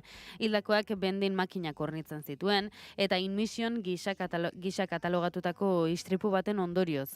Hil zen, alekia lanerako erabiltzen zuen ibilgailua, erabiltzen aritzen bitartean. Nabarmentzekoa da, aurten Nafarroan hil diren 19 langiletatik garraiolariak zirela gehienak. Labek aspalditik aldarrikatzen du administrazioak mugak jarri behar dizkiola sektorearen prekarizazio joera indartsu horri, baina euren aldarrikapenak gora bera foru gobernuak neurririk ez duela hartzen kritikatu dute. Era berean, UGT eta Komisiones Obrera sindikatuak egoeraren arduradun egin ditu zen patronalarekin negoziatzen jarraitzegatik sektorearen segurtasuna bermatzeko neurriak hartzen ez dituzten bitartean. Informazioaren aria. Eta goizeko 8:26 direla nazioartera begira jarri berra dugu berriro ere, izan ere, Nazio Batuen Segurtasun Kontseiluan ukatu egin du Errusiak Estoniako aire eremuan sartu izan denik. Honek salatu zuen, MiG-31 izeneko 3 gerra hegazkin sartu zirela bere aire eremuan, eta bien bitartean Poloniak ere mehatxu egin dio Moskuri, bere eremuan sartuz gero, NATOren babesarekin hegazkinak lehertuko dituelakoan. NATOko estatukidei tentsioa igoaraztea egotzi die Errusiak. Hain zuzen, azken asteotan bai Poloniak eta bai Estoniak esan dute euren aire eremuan Errusiako drone eta hegazkinak sartu direla, eta hauek NATOren laguntza eskatu dute. Errusiaren Nazio Batuen Erakundeko ordezkariak Dimitri Polyanskik esan du, Estoniaren salaketak imaginazio hutsak direla, ez dagoela inolako frogarik. Errusiaren kontrako urteetako diskurtso eta beldurrek aipatu ditu. Бывшие наши европейские партнеры, хотите истерить, нагнетать? Estoniako ordezkariak berriz zenbait radarretako irudiak erakutsi eta euren aire eremuan sartu direla esan du. Bilera horretan Britania handiko ordezkariak Errusiaren kontra egin du, NATOrekin konfrontazioa bultzatzen ari dela esana, zaitzitik gauza bera egotzi die gainerakoei Moskok. Your reckless actions risk a direct armed confrontation between NATO and Russia. Gainera, Estoniak hala eskatuta, Bruselan elkartuko dira NATOren ordezkariak azken egoera zertzeko. Ukrainiako gerra hasi zenetik 2022an tentsio puntu gorena dago NATOrekin momentu honetan. Herberetan berriz, 15 urteko nerabe baten eriotza ikertzen ari dira, poliziak hau tirokatu ostean. Poliziaren bertsioaren arabera, gazteak lehenxago, fat bike delako batean gurpilodiak zituen bizikleta elektriko baten lapurretan parte hartu zuen, eta bertan adingabeak suzko arma bat erabili zuen. Poliziaren bozeramaile batek Nostal telebista publikoari emandako bertsioaren arabera atxilotzen saiatu zirenean nerabeari arma askatu eta bere burua entregatzeko hartarazi zioten, baina ez zuen obeditu eta korrika alde egin zuen. Hori dela eta poliziak tiro egin zion. Bartzelonako epaile batek berriz, Guardia Zibilaren 2 zuzendarioi lehen aldiz ikertzea erabaki du Kataluniako independentismoari Pegasus ala Kandiru softwarerekin egindako espioitzagatik 5 kaltetuk tartean Joan Matmala enpresariak eta Juntseko senatarioiak aurkeztutako kereila baten ondorioz. Minutu bat eta goizeko 8:30 izango dira.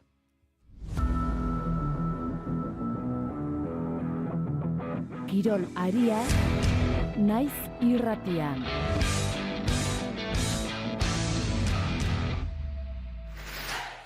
Barandikak eta Lopezek mendean hartu dituzte, Erkiaga eta Gorka Donostiako Carmelo Balda pilotalekuan jokatu den jaialaiko 2. final aurrekoan. Honela, finalerako txartela eskuratu dute. Espektatiba hundirik abetorri gara gaur, azkenak ginen lehen urtean bezala, bioklasifikatu ginen. Iraia Kamra, egunon.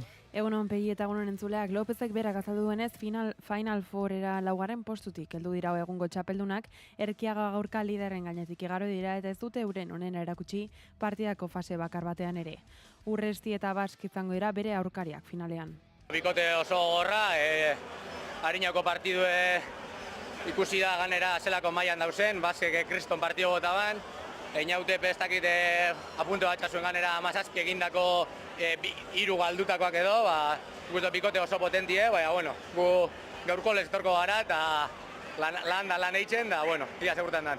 Inigo Llopisek berriz, urrezko domina irabazi du Singapurreko munduko txapelketako bizkarrerako 100 metrokoan, marka petxonala eta Espainiar estatuko errekorra lortuta, Naia Zudairek bere aldetik brontzezko domina lortu du, estilo libreko 400 metroko frogan.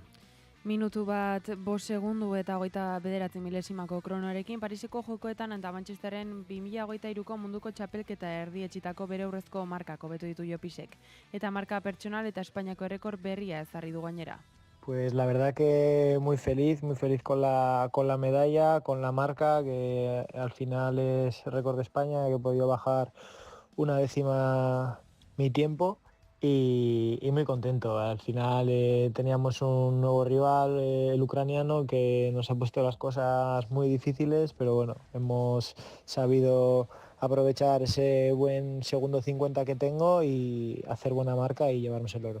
Urrengoak errelebu proba eta tximel eta estiloko metroko proba izango dira astarte honetan lehiatuko dituenak. Nahiazu da ere bigarren izan da S8 mailako estilo libreko 200 metroko sailkapen proban eta PDUMeko 3. tokia eskuratu du finalean 5 minutu 3 segundo eta 79% denbora eginda. Alistai eta Brock Winston Britainiarraren atzetik helmugaratu zen usurbildarra.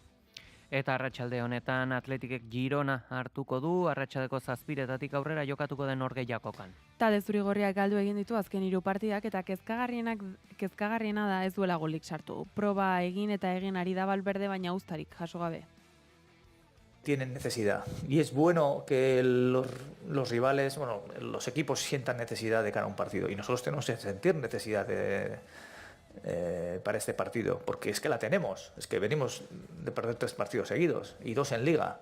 Herrialde katalaneko taldea azkena da sailkapenan puntu bakarra lortu baitu 5 jardunalditan. Gol gehien sartu dizkioten taldea ere bada 15 neurketako 3. Eskerrik asko Ireia. Gero arte.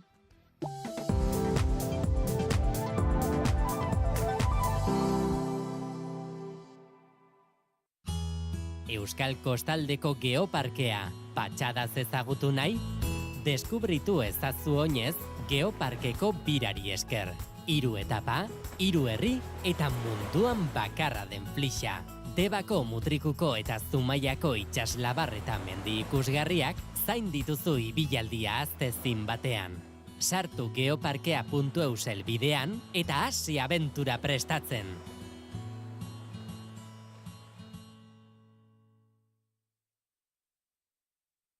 Euskotrenek jakinarazten du. Gu ere txuri urdin gara, eta realearenan reala animatu dezazun, partiduaren egunetan zerbitzu bereziak eskaintzen dizkizugu. Ordutegi guztiak webgunean eta aplikazioan. Egin bat mugikortasun jasangarriarekin. Euskotren, Eusko Jaurlaritza. Zelai talasoterapia. Ura, 33 gradutan duen zirkuitu termala. Itzurungo hondartzatik zuzenean hartuta. Egunero zabalik. Gozaltzeko aukera, aldez aurretik enkargatuta. Plan ezin hobea, ingurune natural eta eder batean.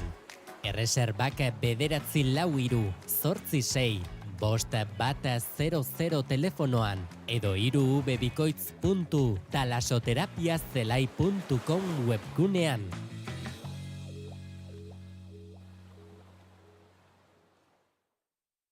Burdindegi honek aukera profesionalik handiena dauka. Instalaziorik handienak eta erosoenak eta aholkularitzarik onena tresnei eta makinei dagokienez.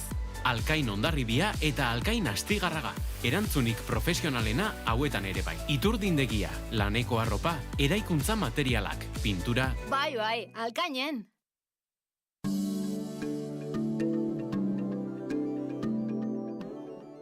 Naiz irratia.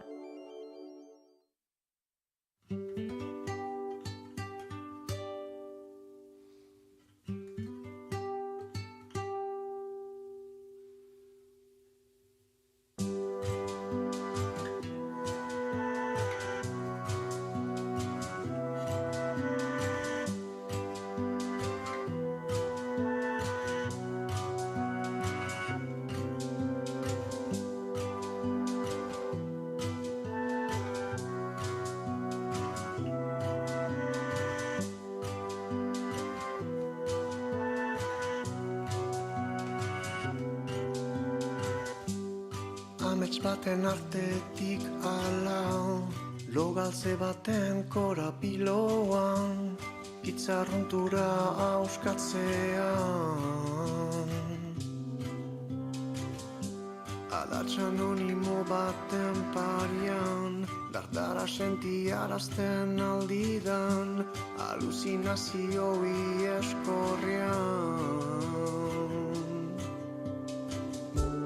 Noizbehinka oraindik gertatzen da, noizbehinka oraindik etortzen zira, ene bisitatzera. Noizbehinka oraindik gertatzen da, noizbehinka oraindik etortzen zira, ene bisitatzera.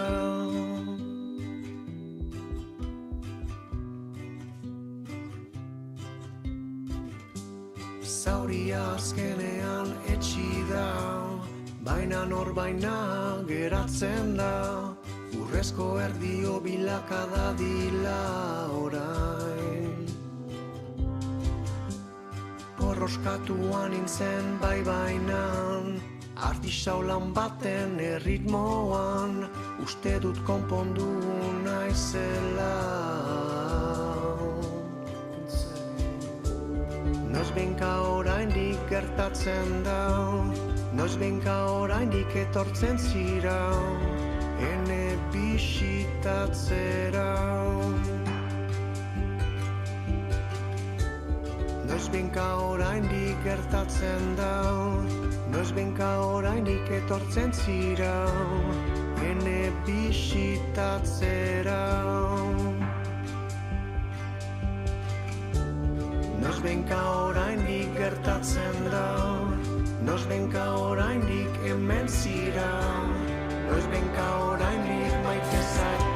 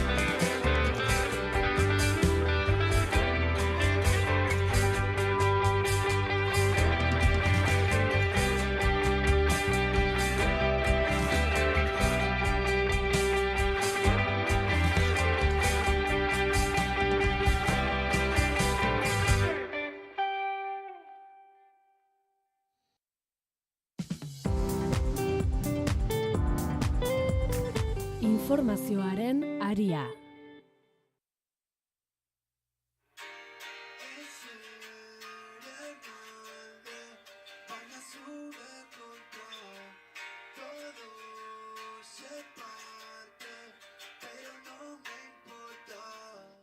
Eguraldia eta trafikoa naiz irratian. Minutu bakarra goizeko 9:00 gutxi izan daitezen eta tarte txiki bat hartu beharra dugu errepidetara begiratzeko. Salua, bada nabarmentzeko jazorarik?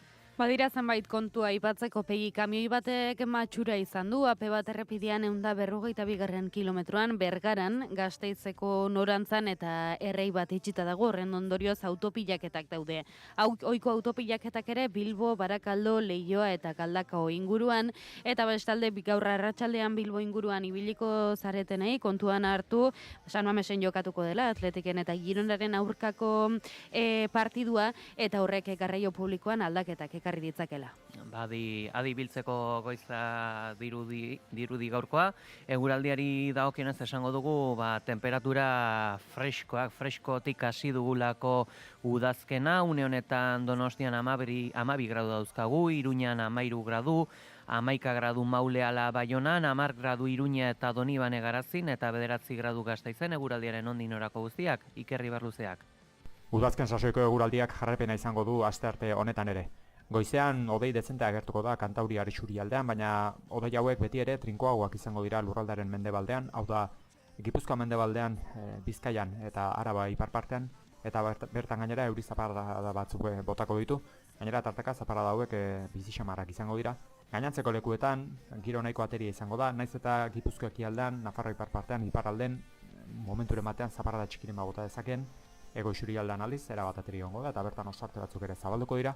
Arratsaldeko lehen orduak ere antzekoak izango dira, baina arratsalde erditik aurrera berriz ere ezegonkortasuna areagotuko da, euri zaparradak Kantauriar isurialde osora zabalduko dira eta tarteka gainera mardul botako du eta ego isurialdera ere euri pikin bat ere pasatuko da.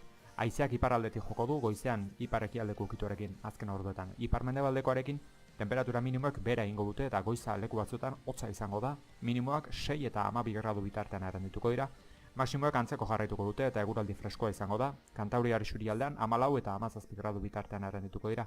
eta hego itxurian 13 eta 19 gradu bitartean, temperatura freskoenak Araba eta Nafarroa erdialdean eta altu xamar dauden lekuetan emango dira, altuenak aldiz, Herribera. Eta orain bai, heldu zaigu analisi mailaren tartea, goiz honetan gurekin dauden Mikel Burdangarin filosofoa eta Aguzki Urteaga soziologoa, egunon? Egunon. Egunon. Bueno, gaurkoa dugu, ikasturte honetan elkartzen zaituztegun lehen aldia, ezakit, dagoeneko hasia da ikasturtea, beraz ez dizuetu galdetuko dizuet astapen honetaz, zer moduz doa erritmo hartzeko lan horiek Eguzki?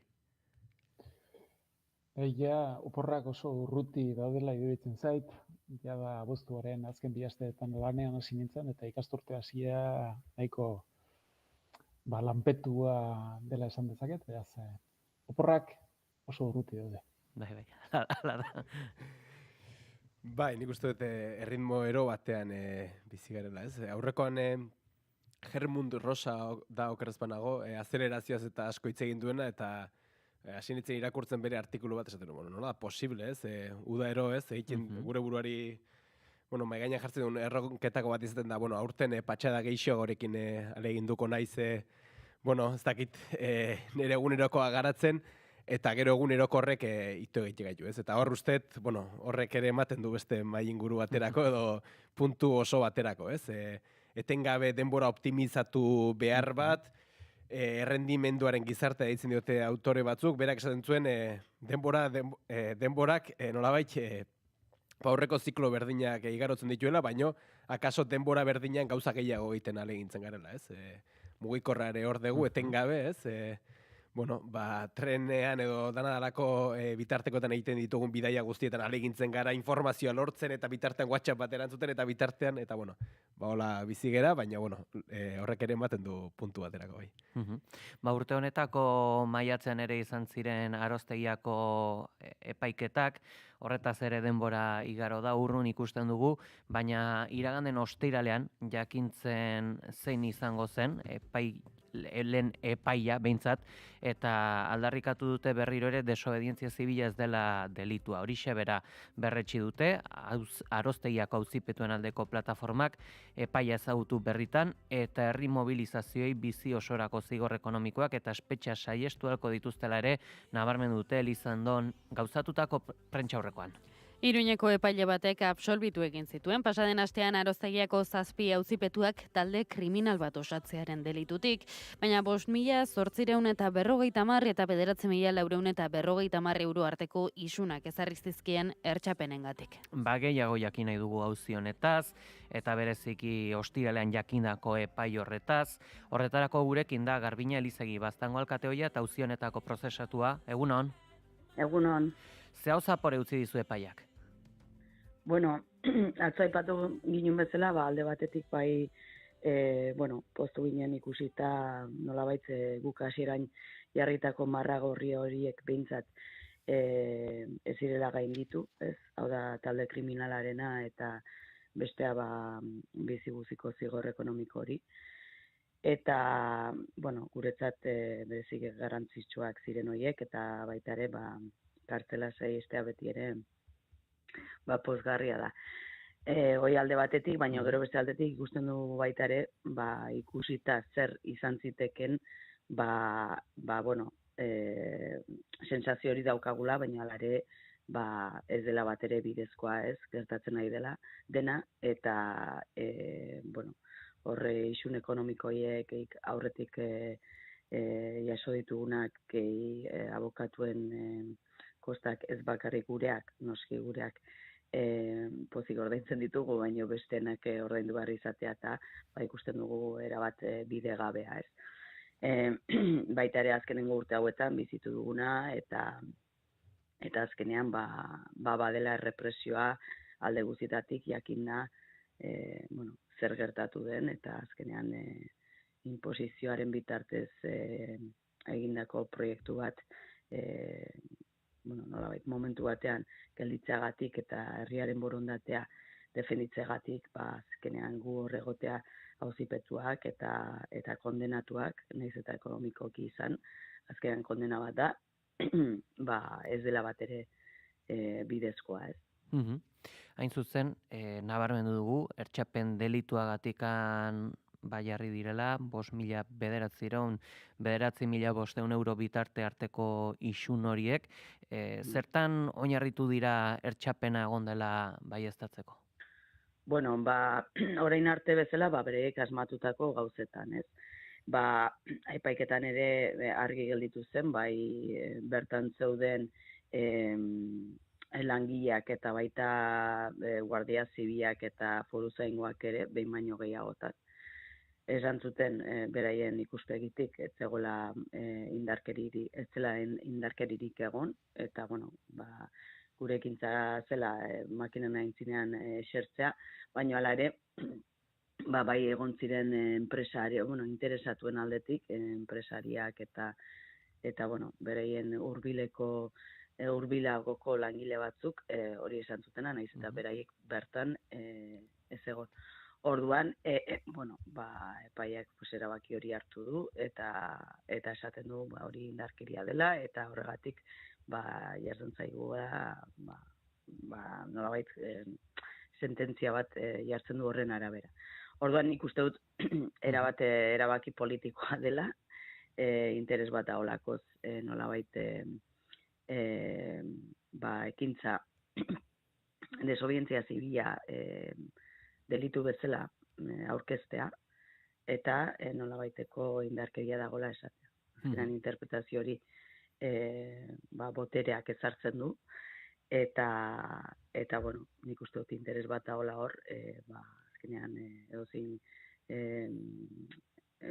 herritarrak antolatzeko edo desobedientzia praktikatzeko jendea atzera egiteko, ez? Azkenean horrelako isunak eta horrelako epaiketak pairatzea da goxoa inorentzat eta beldurra sortzen du. Orduan nik uste dut helburu horrekin planteatu dutela hori. Nik uste dut ez dagoela berez oinarri juridikorik edo hori adierazteko.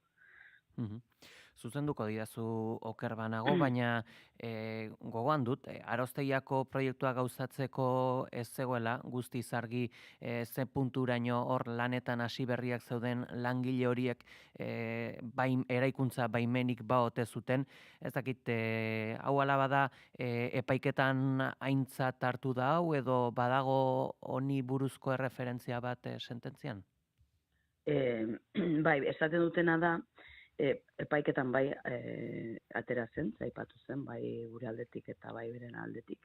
Beraien argudio da, nolabait sententzia bat bazegoen, esanez esleipen hori etzela legezkoa, guk hori bagenekien, udaletxearekin harremanatan geunden eta argi zegoen sententzia horrek esaten zula esleipen hori etzela bidezkoa, beraz berriz egitera behartua zeuden.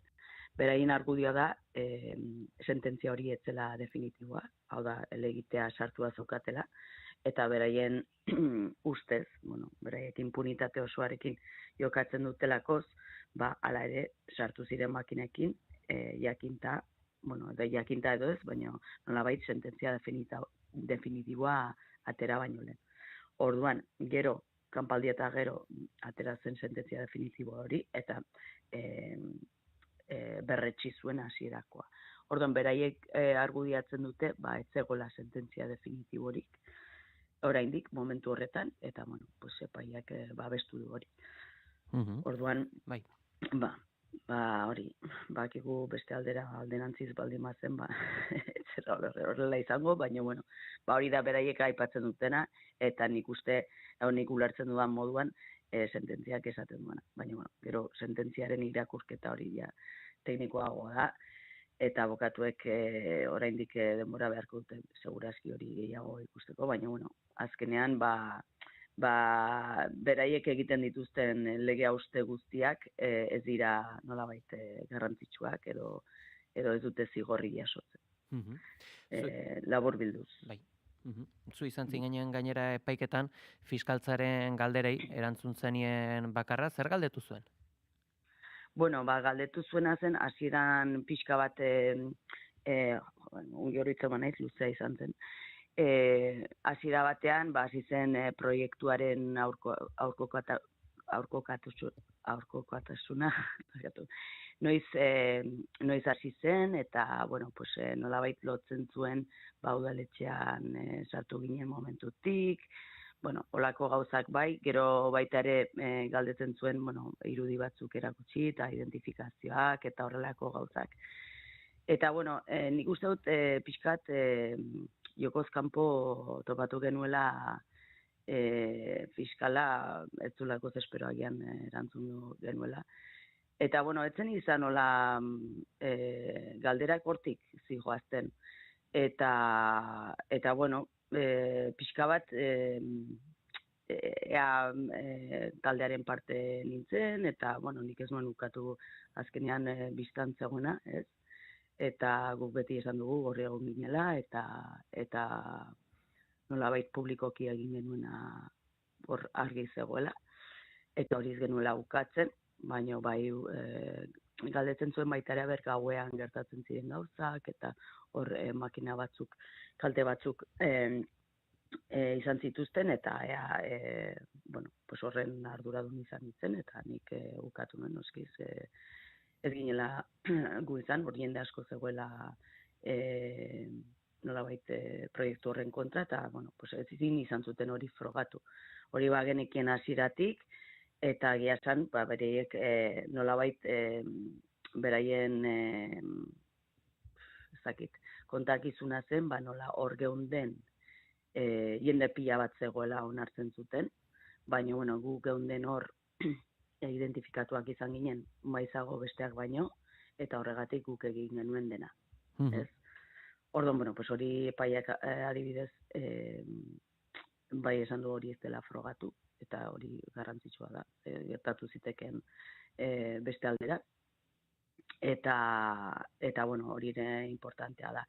Eta, bueno, hemen azkenean, fiskalak egin zuena zen, enpresaren lana. Esan nahi dut, fiskalak enpresaren kontakizuna pixkat horren arira egin zuen, eta, bueno, hori zen garrantzitsua baita ere, enpresak behar zuena zen, gu talde kriminal bezala izendatzea, beraiek duten beste pleito bat aurrera egiteko Nafarroako gobernuaren kontra eta Espainiako gobernuaren kontra, esanez, nolabait beraiek ezin dutela proiektua garatu, gu talde antolatu eta kriminala eta ez dakit zer garelako. Orduan, nik uste talde hortatik ere garrantzitsua da, bueno, pues, nolabait enpresari modu batean atea itxi zaio hori gertatzeko. Orduan, alde hortatik, bai, ez dakigu zer gertatuko den, nolabait epai hau ez da irmoa, badago aukera elegiteak sartzeko, eta ikusiko dugu hemendik aurrera zer gertatzen den, luzea izango da, baina, bueno, lehenbiziko epaia bezala, alde batetik, bueno, espero genuen behar bada agian okerrago izan zitekela ikusita epaiketa nola joan zen. Oso bortitza izan zen, bai fiskalaren jarrera, eta, bueno, epaiak ere askotan erakusten zuen zeinen alde zegoen. Propioki ere errekurtsoari buruz ere galdetu nahi dugu. Zer aurre ikusi duzue, errekurtsorik edo ezarriko da? Bueno, beraien aldetik guk uste dugu baietz. Ze beraiek esan bezala behar dute nolabait epai gogorrago bat, beraiek beren helburua lortu ahal izateko. Eta orain arte izan ditugun epaiketetan, ez izan ditugu, kuadria bat. Beti joan dira azkenengo zer arte, eta gainera, bueno, badaukera agian Espainiako auzitegi gorenera joateko, eta, bueno, hauek ariak muitzen dituzte Madriden eta bar, eta, bueno, beren saiakera egin dute gauza galdatzeko. Eta ikusita nola funtzionatzen duen Espainiako justizia sistema, aukerak daude edozein gauzatarako. Orduan, uste dugu beraiek egingo dutela dudik ez.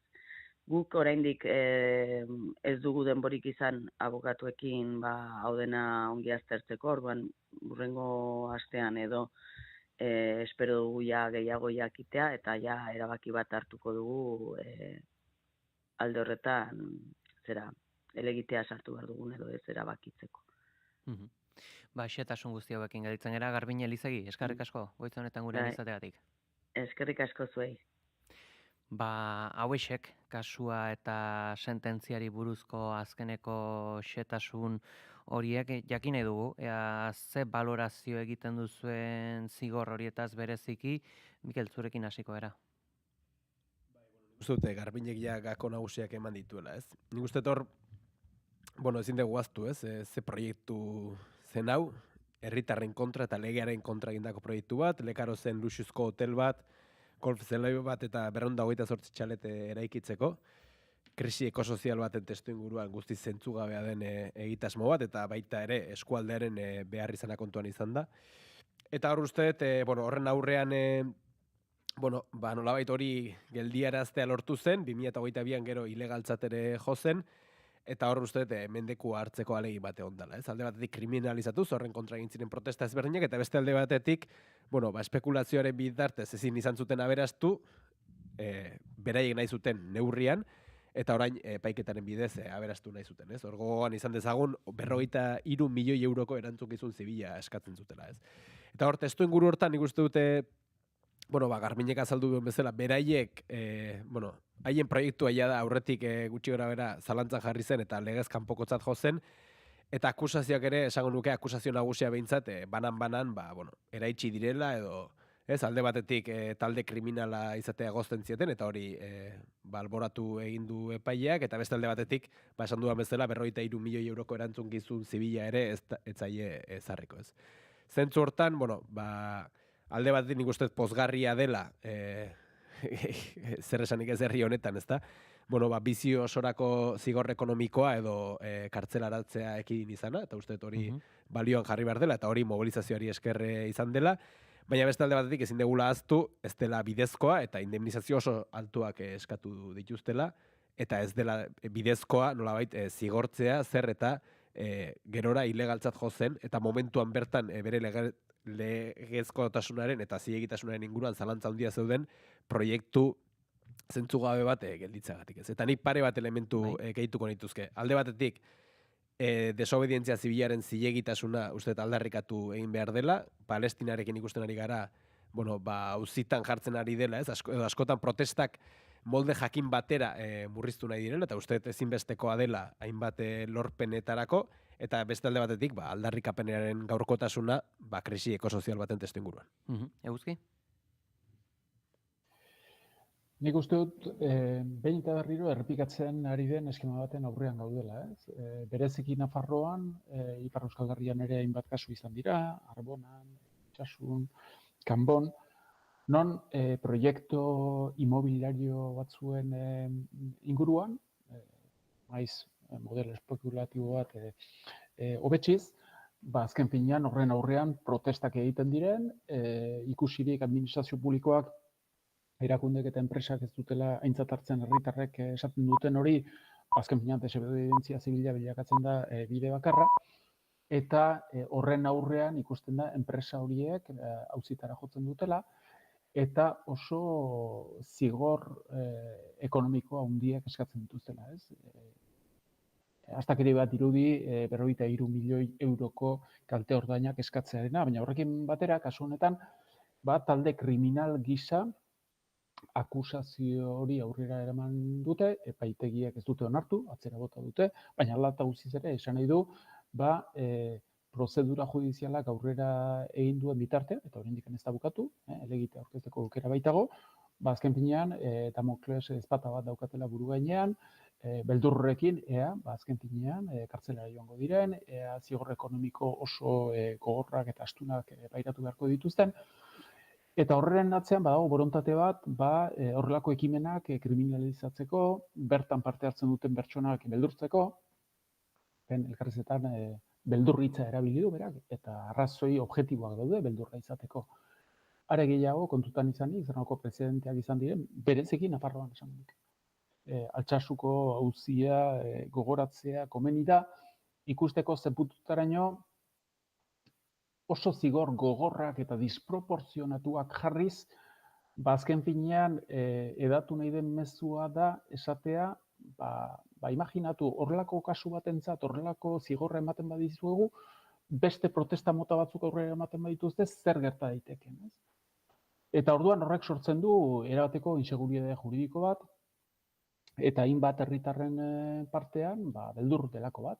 Esatea, hobe dugu etxean geratu, edo ez protestatu, edo gutxienez bide horiek ez hobetsi, eta aukeratu, zeren bestela edo zer gauza gertatu daiteke, eta horren ondorioz, jasan ditzazkegun sententzie, gure bizitza, bera, hipotekatu dezakete, ez? Orduan, uste dut hori dela atzean dagoen filosofia eta planteamentua. Eten txiki bat egin beharra dugu, azken ordukoei tarte emateko, besteak beste esango dugu, Ertzaintzak 28 urteko gizon bat atxilotu duela, igandean Bilboko Fika kalean izandako hilketarekin zerikusia duelakoan, susmagarria Bizkaiko hiriburuko ertzainetxean agertu zen eta bertan atxilotu zuten. Zalba Badil, egunon?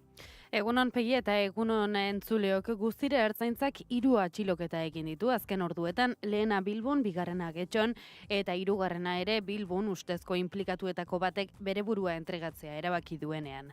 Atxilotuak 31, 21 eta 28 urteko 3 gizon dira. Ertzaintzak zabalek du ikerketa Fika kalean gertatutako argitzeko eta atxilotuetako bakoitzaren parte hartze maila zehazteko. Eta bestelako albiste bat ere gaurkoan, astearteko izalde honetan Peinotako tren geltokian Santurtzen piztutako sute batek Renfeko aldirietako tren zirkulazioa eten du.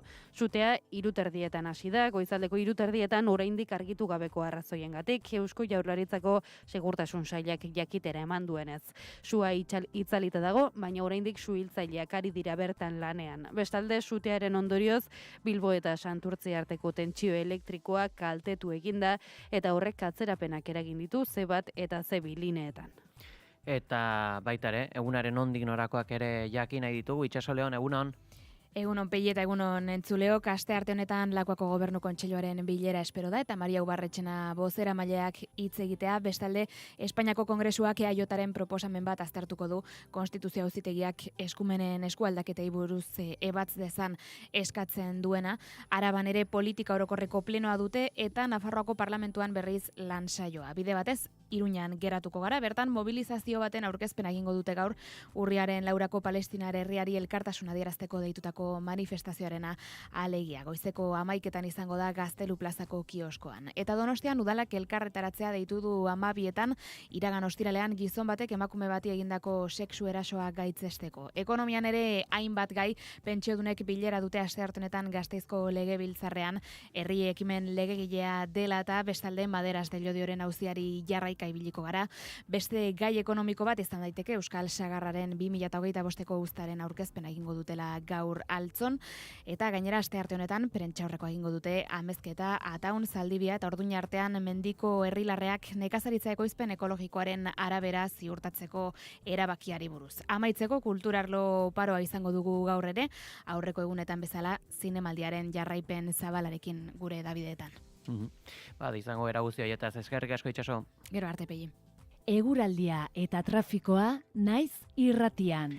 Errepide dagokienez bada nabarmentzeko jazorarik?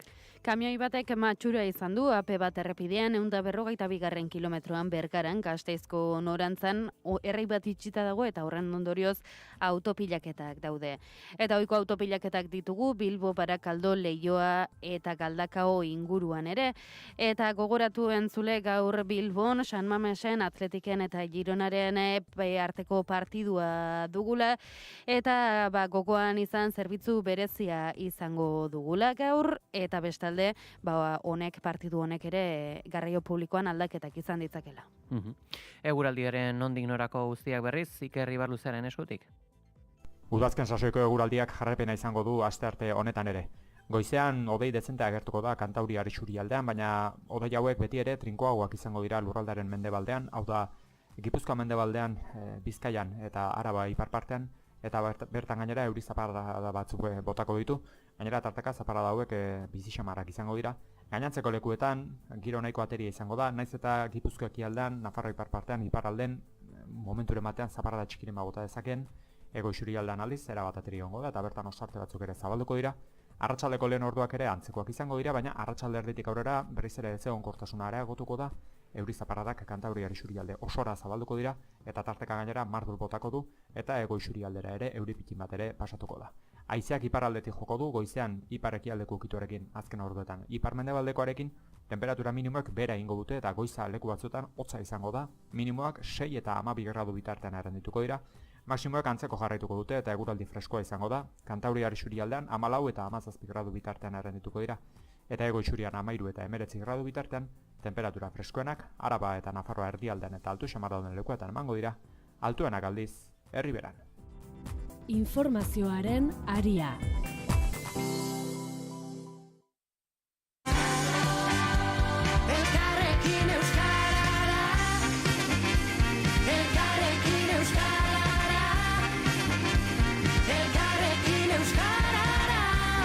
Urriaren 5ean kilometroen jaixa Elgoibarren.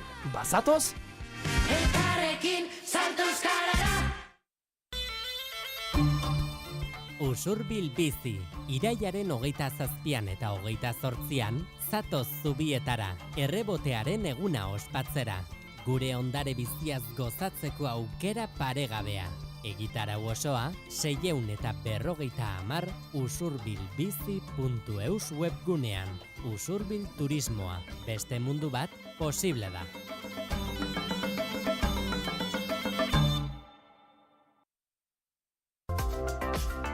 Kultura eta hizkuntza politika sailak, hizkuntza politikarako sailburuordetzak diruz lagundua.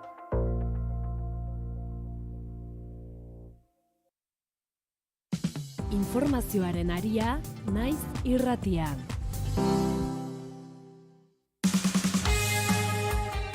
Goizeko 9:08 hemen jarraitzen dugu informazioaren aria saioko analisi mailan, gaurkoan Eguzki Urteaga eta Mikel Urdangarinekin eta arreta deitu digu. Mikel, zuk nabarmen duzun elementu batek, desobedientzia zibilaren zilegitasuna, Eguzki zuk ere jarri dituzu, hainbat adibide, Ipar Euskal Herrikoak, Arbonako kasua adibidez, eta ez dakit, jakin nahiko nuke azuk ere parteak katzen duzun, horre desobedientzia zibilaren zilegitasunaren bueltako eztabaida hori, eztabaida edo, eta pixkat ere zer nolako jopuntu ezberdinak badauden, ikusi da, bereziki desobedientzia zibila, Palestinaren kasuan, bestelako begi batzuekin ikusten dela, esaterako Arbonako edota Marieniako adibideak kasu, edota Kanboko udaletxean izan zen desobedientzia zibil, ariketa hori ere bestelako ondorio batzuk izango ditu, epaiketak kasu. Eguzki, zuk zer ondorio estatuko zenuke zentzu honetan? Nik esango nuke Ipar Euskal Herrian badagola gutxienez azken 2 hamarkadetan desobedientzia zibilaren teorizazio bat eta praktika bat. Gogoratu dezagun, demo mugimendua sortu zela bere garaian, ikusi da laborantzaren munduan, gizarte zibilak zer nolako esku hartzea izan duen, bake prozesuaren baitan ere desarmea albidetzeko gizarte zibilak zer nolako papera jokatu zuen, eta hor badago benetako zilegitasun bat, teorizazio bat, administrazio publikoak ere maila batean ere hori hautetxietaz ari naiz ulertu egiten du, tolerantzia delako bat ere badauka, legitimitate delako bat ematen zaio politikoki, eta horrek ahalbidetzen du horrelako proiektuak aurrera eraman izana, eta gizarte zibilaren aldetik eta herritarren aldetik nahiko begionez ikusiak direla oro har, eta une berean ere tokiko hautetxiek ere, ez guztiek, baina tendentzia politiko ezberdinetako hautetxi frango kalata guztiz ere, hori begionez ikusten dutela edo gutxienez toleratu eta egiten dutela, ez? Eta zentzu horretan iruditzen zait badagola tradizio delako bat, urtez urte sortzen joan dena, sustraitzen joan dena, legitimitate politiko bat lortu duena eta bide alternatibo bat bezala bere bidea egiten ari dena, ez? Frantses estatuari dagokionez, hor batez ere Macron gobernura iritsi zenetik 2017an hor ikusten da gogortze estrategia bat martxan jarri dela, aski guztia zein izan diren barne ministroak, Darmanin adibidez, edo gaur egun JO, zeintzuk diren eskubiko tendentzia kasu batzutan oso gogorra simbolizatzen dutenak, eta saiatu direnak frantses estatuari dagokionez, gizarte zibiletik zetozen desobedientzia zibil ekimenak kriminalizatzen, oztopatzen, atzo bertan JO barne ministroak esan du, herritarrek edota udalek Palestinako bandera publiko egiteagatik eta erabiltzeagatik, horiek debekatuko zituela eta agian zigorrak ere jasantzazketela horren ondorioz eta horregatik, ez? Beraz, ikusten da, badagoela alde batetik Ipar Euskal Herrian mugimendu bat, tradizio bat, ulermen maila bat, baina une berean ere frantses estatuari dagokionez eta bereziki barne ministeritzari dagokionez, azken urteetan badago krispazio delako bat, gogortze delako bat eta kriminalizatzeko saiakera bat. Mikel, beste galdera bat zentzu honetan. Hemen hainbatetan Iñaki Sotok baliatzen duen terminoa ere bada dekantazio sozialarena, eta ez dakit horre guzkik aipatzen zuen gogortze kontu horretan ere, ez dakit akaso nire ondorizapen pertsonal bada, baina segun eta ze puntutan desobedientzia zibila ariketa baten aurrean, segun eta ze puntutan ertzaintzak edo poliziak edo dena delako poliziak kargatu, baldin eta gehiago jasaten baldin badute protesta hori, segurtasun indarrek edo segituan kargatzen baldin badute, horrek gero eragina izaten du dekantazio sozialan edo eta protesta horrek daukan irudian edo zilegitasunean, hau da, nik batzutan akaso inpresio izango nuke, azkar kargatzen baldin badute, segituan ere botatzen dela txikitzera edo eta kriminalizazio puntu batera, baldin eta hor poliziak irauten baldin badu, parez pare, borrak erabili gabe, ez dakit, ondoriak ere bestelakoak izaten dira? Bai, hor teoria eta praxi osoak daude, ez, da ni ez naiz aditua, ez, baina, karo, hor, azkenean desobedientzia zibila da nolabait, status quoa zalantzan jartzeko ekinbide kolektibo ez arautu bat, ez?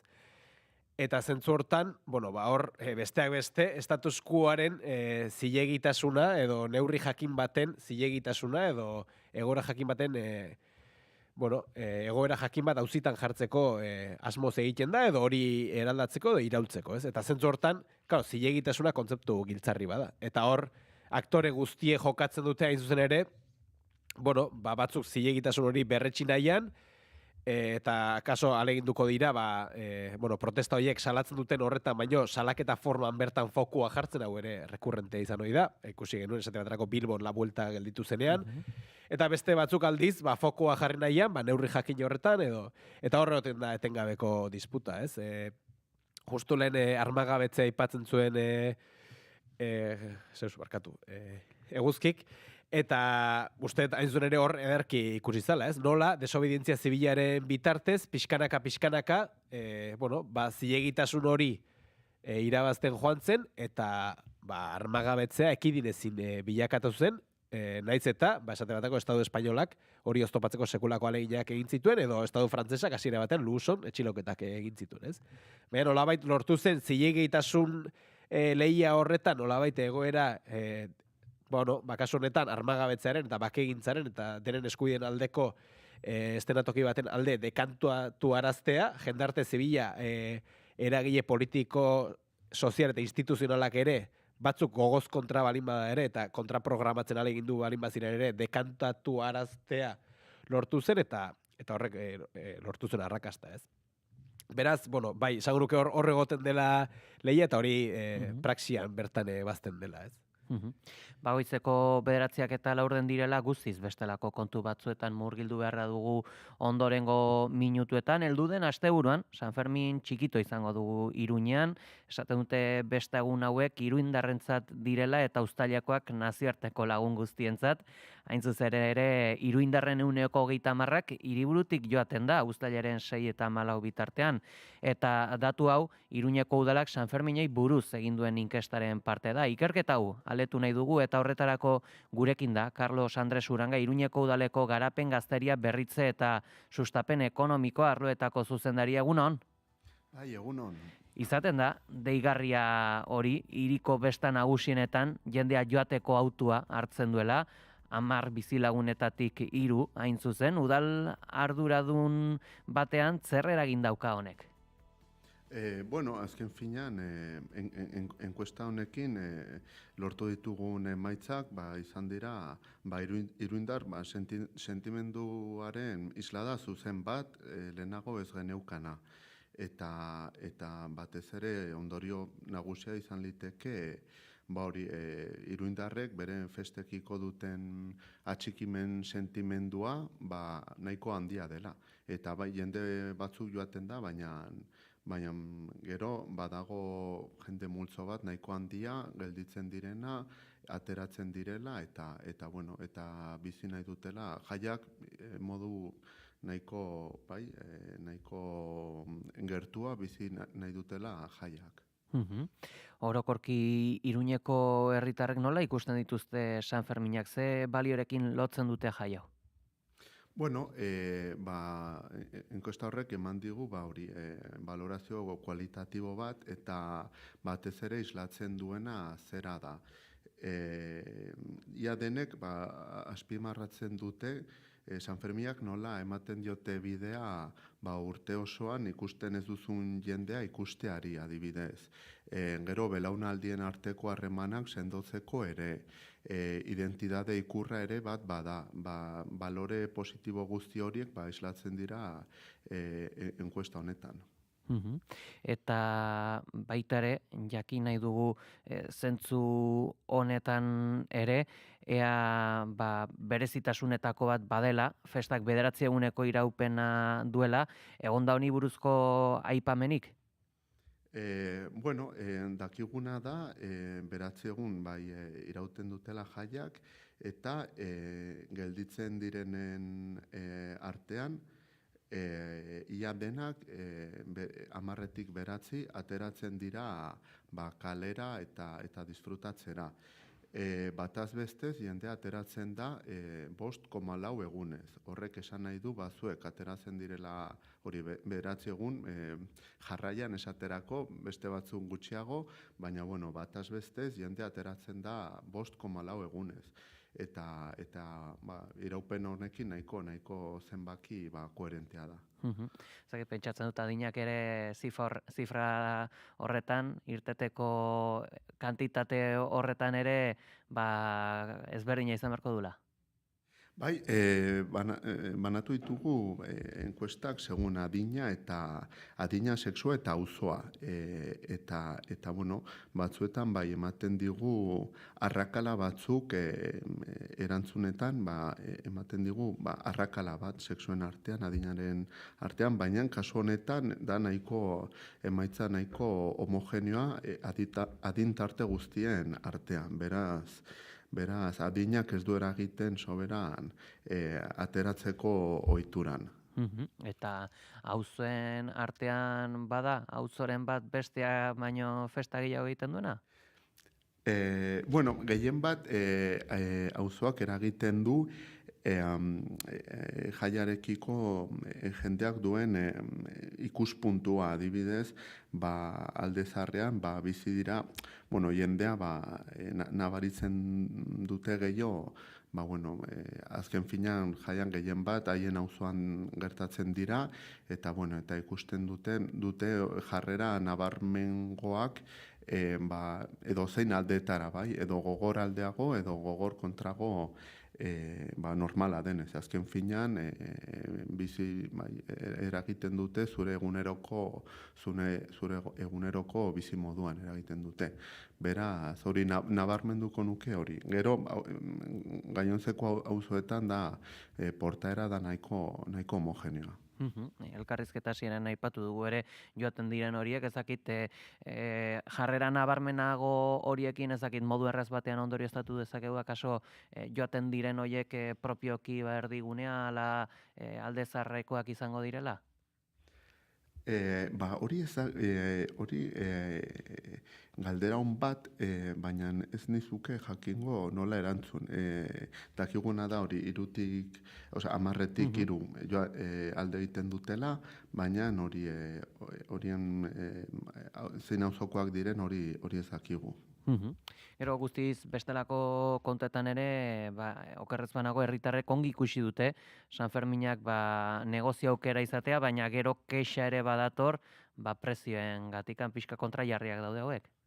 Hori irundar guztiak genekien, eta enkuesta horrek bai estatu egin du baitenon genekiena, eta hori da ostalaritza lokal batzuek probesten dutela jaian, prezioak igotzeko, eta azken finean hori begibistakoa da, eta jendeak ikusten dute nola igotzen dituzte prezioak, San Ferminak, eta gero ja buztuan itzultzen dira bere prezio normaletara. Baina hori nabarmentzen da inkuestan baita ere. Gero baita ere, jakin dugu, festetatik zeintzuk dira interes handiena sortzen duten aktibitateak? Galdetu duguna izan da, udaletxeak prestatzen dituzten ekitaldien artean, zeinek daukan erakargarritasun handiena, eta enkuestak erakusten diguna da, basu artifizialak izaten direla jarraipen gehiena dutenak. Gero azken finean, San Ferminak beren izaerez dira nahiko jai herrikoiak eta puntu bateraino nahiko anarkikoak, nahi dute esan.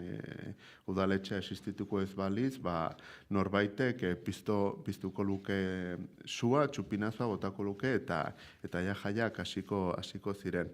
Beraz, udaletxeak daukan hartzen duen rola da gehien bat facilitadore moduan edo koordinatzaile lanetan, baina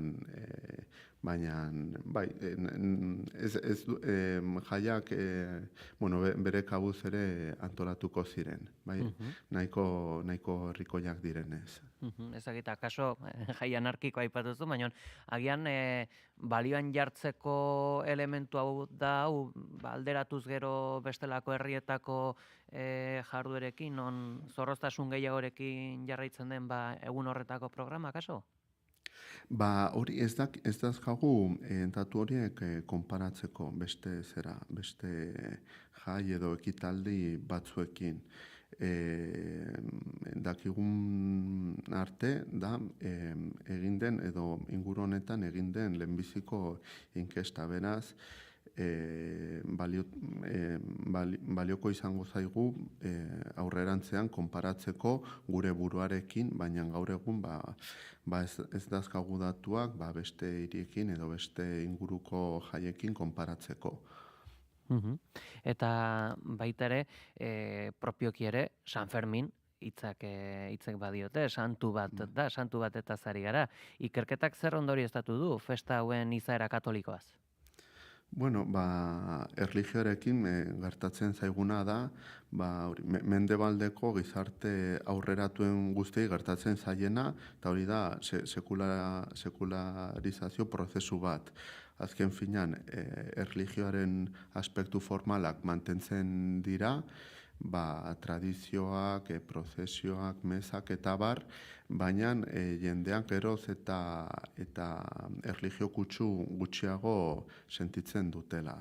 Eta azken finean bakarrik 25% ikusten dute San Ferminak jai erlijiosoak bezala. Eta pixkat portzentaia igo egiten du pixkat, ekitaldi erlijioetara joaten diren galdetzean. Eta horretan igotzen da 8%, hori nahi dut esan. 13% joaten direla prozesioetara eta bar. Beraz, bada hori sekularizazio seinale bat. Jendea ez du perzibitzen San Ferminak jai erlijiosoak bezala, baina hala ere, kopuru handiago batean joaten dira prozesioetara ikustera eta bar. Naiz eta hori erlijio aspektu hori ez sentitu.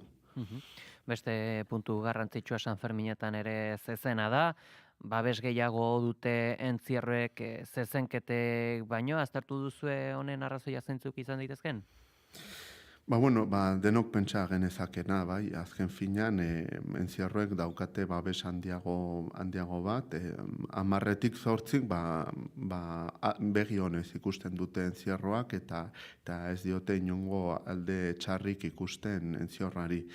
Gero beste kontu bat da, zezenketak, nun zezenak hiltzen dituzte, eta galdera horretan ikusten dugu hiria bitan bananduta dagoela. 52%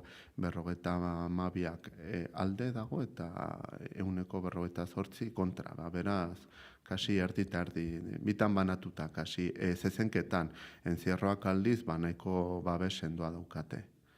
Ikusi eta pixkat berezeki bereizketa hori, sekularizazio ere aipatu du. Ez dakit etorkizuneko Sanferminetarako eraldaketa joerekiko nolako prestutasuna dute galdekatuek? Gehien bat, enkuestak islatu duena da, hiritargoak nahi duela jarraitu egungo ereduarekin, oso portzentaje txikiak erakusten du aldaketa bortitzak egin nahi dituztela, beraz, gehien bat konten daude egungo formatuarekin, konten daude udaletxeak prestatzen dituzten ekitaldiekin, eta jarraikortasun bat ikusten dugu haien erantzunetan. Gero, badagoela eztabaida batzuk saiestu ezinak direna, esaterako zezenkete inguruan, baina ikusi duguna da gehien bat jendeak ados daudela egungo ereduarekin, jai ereduarekin. Zakit, kasuisteko oso propioa da, oso zehatza da, baina ez dakit jendeak aurre ikusten du etorkizunera begira akaso jai batzuk non entzierroa ongo den baino gero zezenketa ez, edo? Aukera hori aipatu izan da? Aukera hori ez, egin diren bi galderak dira hori, entzierroen ikuskera eta zezenketarena. Gero nola egin edo nola posible izango ziren jai batzuk entzierroarekin baina zezenketekin ez, hori ez dugu galdetu, baina nik usteet gure buruari galdetu behar geniokela ere hori posible izango zen edo Iruña prest dagoen alako jai batzuk egiteko, baina berez galdera hori zehazki ez da galdetu. Bestelako esparru batean ere segurtasunaz ere kontsultatu da, eta galdera hauetan argiki genero arrakala dagoela jakinarazi da. Ze esparru eta ze galderetan ikusi dituzue arrakalarik nagusienak? Hori da, niri personalki gehien kezkatu izan nagoen galdera, eta da segurtasuna eta seguro ibiltzearen sentipen hori, ezta? Eta hori ikusten da sekulako genero arrakala.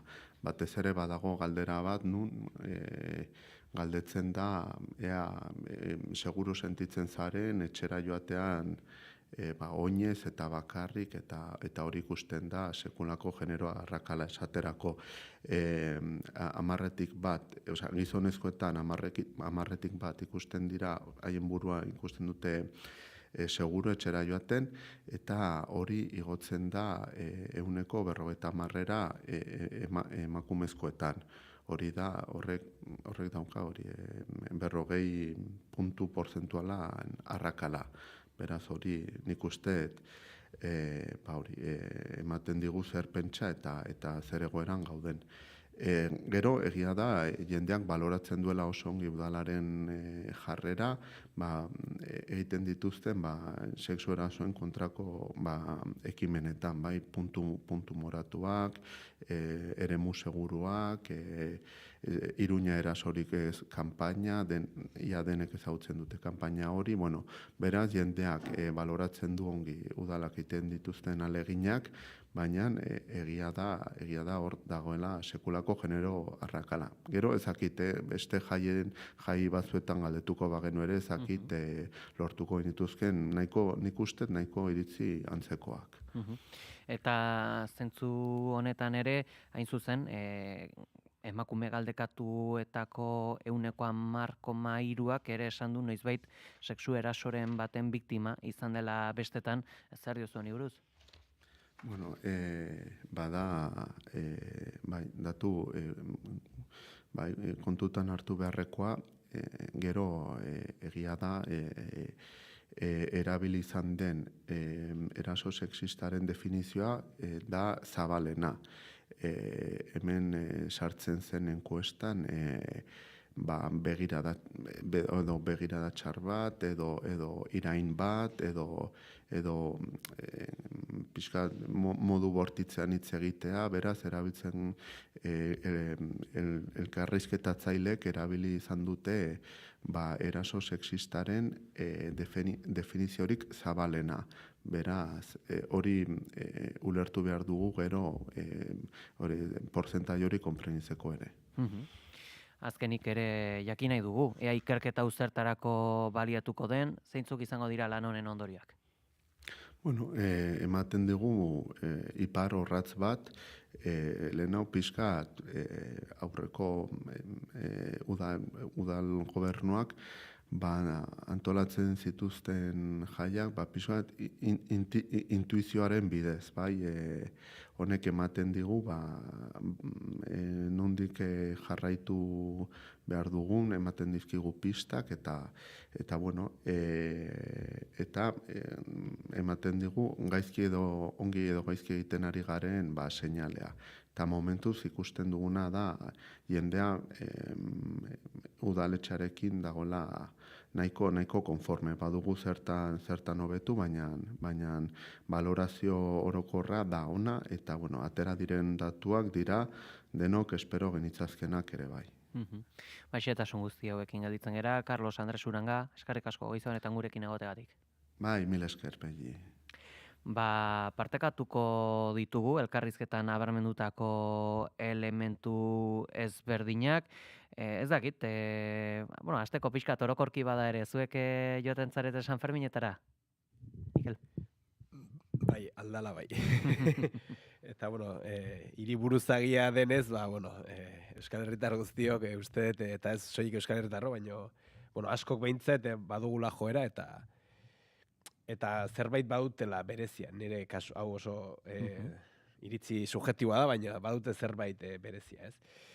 Eta hor nik pixkat azpimarratze aldera, ez? Berak bota dituen elementuen artean, alde batetik, ez? Zergatik da berezia, ez?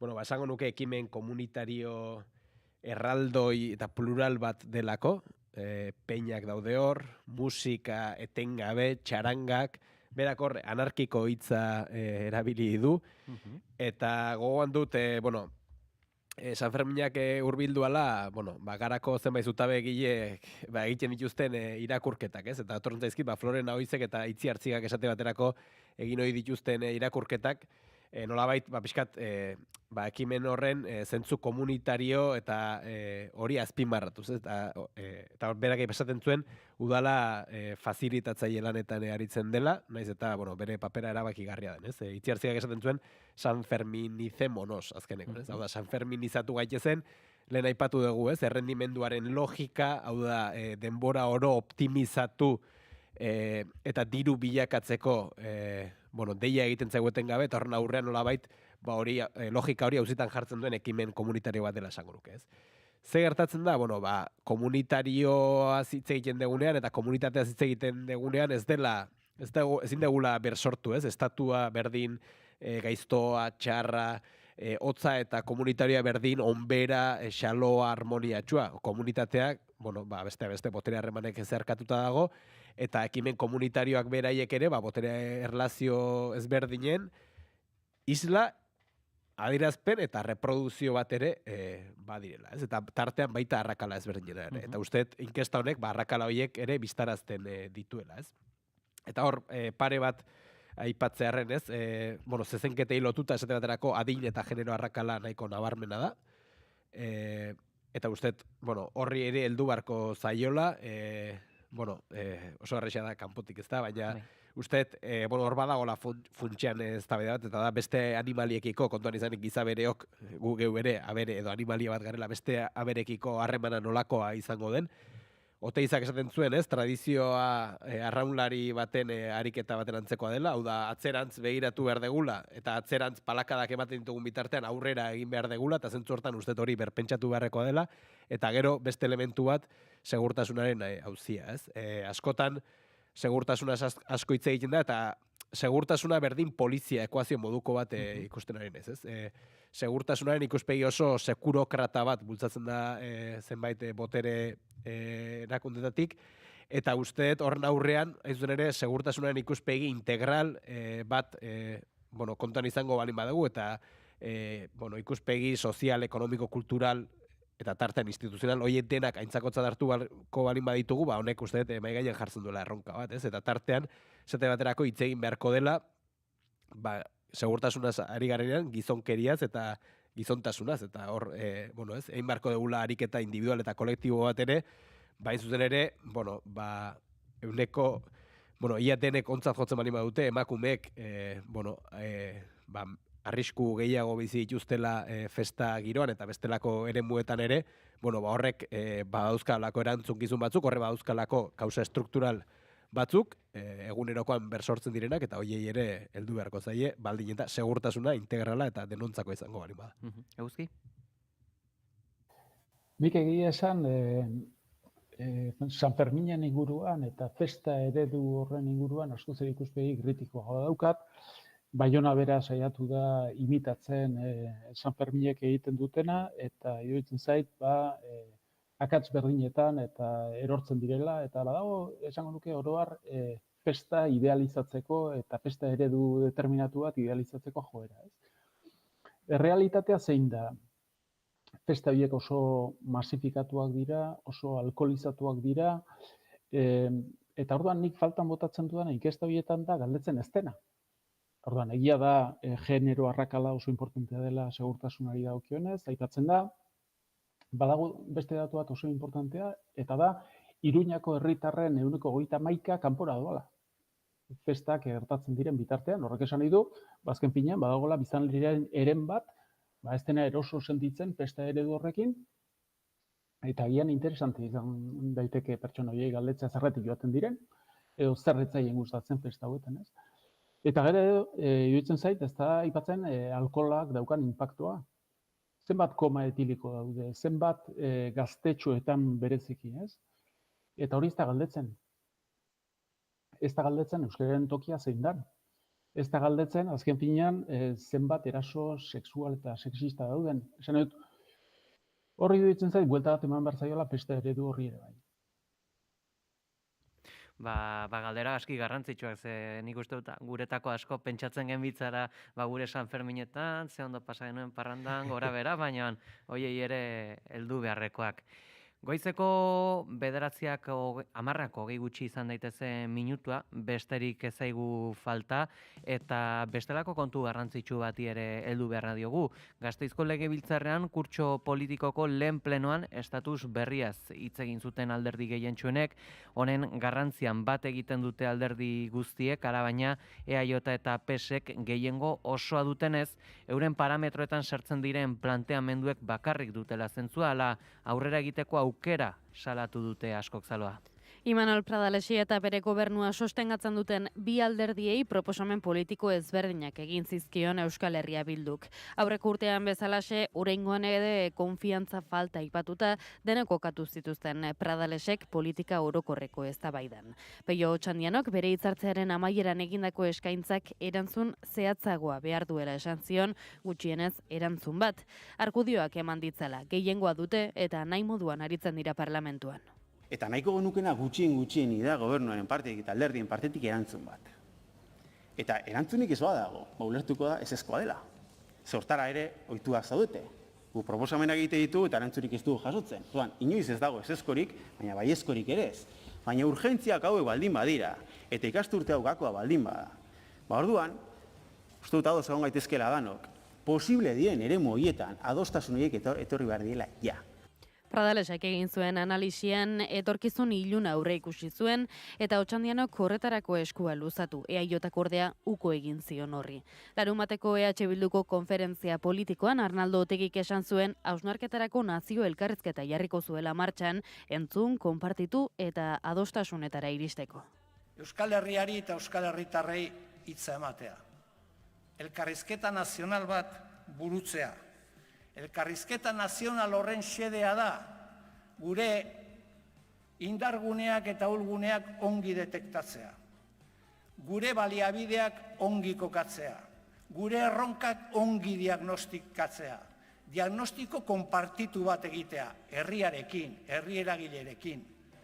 Herri honetan etorkizuna gurekin egin nahi duten guztiekin. Hurrengo egunean ordea Durangoko batzokitik Bizkaiburu Batzarreko Iñigo Ansolak kritika gogorra egin zion EH Bilduri mundua ez dela euren zilborrean hasten esanaz. Akordioetarako prozesuak martxan daudela erantzun zion Otegiri. Nik gauza bakarra esango deutzot. Mundua ez da eurekin hasten, mundua ez da gelditzen. Aukerak sortu behar doguz. Bilduk guzti hau badaki. Adostasun prozesuak martxan dagoz. Benetan Euskadiren alde lan egin nahi badabe, orain da une egokia. Beste guztia ordea, akordiorik ez egiteko aitzakiak baino ez dira. Bien bitartean, Maria Ubarretxena Lakuako bozeramaileak Radio Euskadina esan du, estatutu berriaren eztabaidan diskurtso politikoa baztertu behar dela. Y yo creo que deberíamos de tener la suficiente empatía política, la responsabilidad, el sentimiento de país que hace falta para abordar esto sin politiqueo. Arnaldo Otegik berriz Euskadi Irratian EAJak aipatzen duen deskonfiantza mantra bezala erabiltzen duela PSRekin duen aliantza justifikatzeko. EH Bilduk zenbait udalerritan aurrekontuak babestu dituela. Euskal Herri Jeltzaleak esan zuen PP eta Vox frankismoaren oinordeko onak direla. Ni goratu behar dut oinordeko hoiekin kendu zigutela diputazioa Gipuzkoan, kendu zigutela alkatetza Durangon, eta kendu zigutela alkatetza baita ere Gasteizen. Eta beraz, ez dugu hori esaten nola baita ere lazgarriak izateko ero kritika egiteko. Esaten duguna da, koherentzi pixka bat. Hemen esaten Pradalesek ez duela estatus berriaren prozesua lideratuko esan du Ubarretxenak, esanaz lege arloan kompetentziak ezkentzeko. Kontua da, eskumen hori baduela Lakuak eta Ibarretxek Eusko Alkartasuna eta Iurekin egin zuela. Ez da eskumen kontua, baizik eta PSRekin egin zuen itunak kate motzean duela alderdi jeltzalea eta Eneko Andueza ez duela kritikatzen Ubarretxenak. Kontzeptu orokor batekin hasi beharra dugu aipagai honetan sakontzen. Behintzat, alderdi guztiak bat datoz, esateko garaian, estatusarena, autogobernuarena, garrantziazko elementua badela, baina horretatik harago, herritar soilaren paperan, estatus berri batek nola eragingo du egunerokotasunean eguzki? Neri duitzen zait hor badaudela bi ekimen ezker abertzaleak hartu dituenak eta zentzu eta bide onetik doazenak. Alde batetik, Otxandianok plenoa bertan esan zuen 5 akordio transversal aurre emateko prestutasuna zeukala, eskuzabaltasuna erakutsiko zuela eta bien artean kokatzen dira noski estatus berria edo euskararen gaia. Eta beste aldetik nazio elkarrizketa abiatu izana. Horrek antzekotasun handia dauka iparraldean 80. hamarkada erditsutik abian jarri den gobernantza berri eredu horrekin. Alegia, politika publikoak osatzerako orduan eta politika publikoak osatu baino lehen lurralde proiektua edo herri proiektua osatu behar delarik oso importantea da azkenean eragile guztiak batzea, ez bakarrik alderdi politikoak, baina baita sindikatuak, elkarteak, gizarte zibileko ordezkari ezberdinak, herritarrak, eta elkarrekin hiru gauza egitea. bat, diagnostiko partekatua, bi, helburuak finkatzea epe ertainera eta luzera, eta hiru, ekintza zehatzak diseinatzea helburu horiek bete ahal izateko. Eta iruditzen zait horrek ahalbidetzen duela irudikatzeko ze Euskal Herri nahi dugun etorkizunean eta ze neurri konkretu hartu behar diren, hori egikaritzeko eta hori praktikara eraman ahal izateko. Eta iruditzen zait, metodo hori, eredu hori oso eraginkorra dela, eragile guztiak parte hartzen dituelako, horrek adostasun zabalak sortzen dituelako, eta dimentsio traktore eta transformatzaile oso sakona dukalako. Alegia, ez da alderdi politiko baten bultzak hitzak erabakitzen duena, edota aditu talde batek, baizik eta eragile guztiak inplikatu daude. Eta horren iruditzen zait, artikulatzea bi estrategi horiek, alegia gobernantza eredu berri bat alde batetik eta beste aldetik akordio transversalak eta zentralak esanguratsuak eta funtsezkoak diren gaien inguruan, hori dela bidea azken finean, ezker abertzaleak berak, eta esanguruke oro har, Euskal Herriak jarraitu behar duen bidea. Mikel? Bai, galdetzen zenuen, ez? Egunerokoan zertan eragingo lukeen edo. Nik uste dute, ezinbestekoa dela, bain zuen ere eguneroko gure nahi eta behar ezberdinei erantzuteko, burujabetzan, bestelako urratsak ematea, gaur egungo dependentzia egoera gainditzea, eta, adibide pila bat etorren zaizkit, ez? Euskarari dagokionean ikusten ari gara oraindik orain, ezin dugu guaztu zein den abia puntua, hau da, konstituzioa bera jartzen du muga argi bat, gaztelera derrigorrezkoa da, Hego Euskal Herriari dagokionean ari naiz. Gaztelera derrigorrezko hizkuntza da eta gainontzkoak hautazkoak dira, eta horrek badakigu ondoren ze hipoteka ekartzen dituen, eta ikusten dugu zer nolako oldarraldia dagoen beste auzitegietatik. Lanaldiaren murrizketa orain dela gutxi bozkatu da Estado Espainoleko Kongresuan eta ezezkoa atera da, hemen bestelako indar harreman bat dago, bestelako gaitasun, beste sindikal eta sozial bat ere badagoelako, politika industrialean bertan ere, ez, estatuaren itzuleraz hitz egiten da, COVID-az geroztik, eta ikusten dugu esate baterako nola altzairu enpresak Britania handiak nazionalizatu duen, Frantzian energiarekin ere, estatu frantzesean zenbait urratxe eman dira, hau da, estatuaren itzuleraz hitz egiten da, gu badakigu estatua sekula ez direla joan, baina estatuaren itzuleraz, hau da, estatuak eta sektore publikoak beste ekonomian ere paper proaktiboago bat jokatzeko beharraz hitz egiten da, geroz eta eremu gehiagotan, eta hortarako guk gaitasun eta tresna politiko, instituzional, buru jabea beharko ditugu, baldin eta, jokaleku berri horretan ere egokituko harin bagera, edo inkluso ikuspegi internazionalista batetik, ez? Hau da, otani ezezkoa esan zaion Hego Euskal Herrian, bere garaian, baina gaurrengo dependentzia gora dela medio, oraindik orain instituzio horren parte izaten jarraitzen dugu, eta beraz uste, ikuspegi ezberdinetatik ezinbestekoa dela, ez? Nik nire zalantza da, lehen dekantazioaz aritu gera, eta hor, nola, esaten zen, sozialki, ezinbestekoa da, baina sozialki nola sortu ez dakitan, pultsio hori, ez dakit, nik hor, guain esaten da, ez, negoziak eta badagola, eta, uste hor ikusi beharko da zer ematen duen, nik akaso eta ez daukat erantzunik, baina akaso, faltan edo somatzen dudana da, ez dakit, tentsio sozial hori, ez dakit nola bideratu daiteken, baina uste, aurreko prozesuak ere aipatzen dira, ez? Loielako prozesua eta aipatu izan du dira.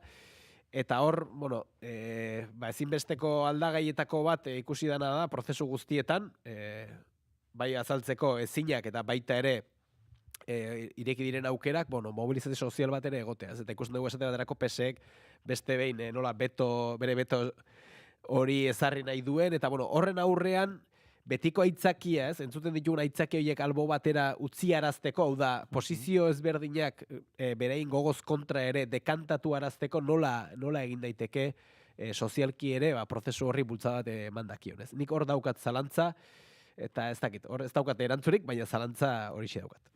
Segituan aipatuko dugu tentsio sozialaren elementua, baina eguzkizuk argi azaldu duzu, hasieran diagnostikoa berdela, helburuak jarri, bide horria, zuk Mikel aipatu duzu, bestelako gaitasun bat badagoela, baina hemen ematen duena da, talka bat badagola adostasun batera heltzeko, bereziki erabakitze eskubidearen bueltan, eguzki, adostasunik ez baldin badago, ez atzera, ez aurrera baldin badaude, kasu horretan zer egin behar da?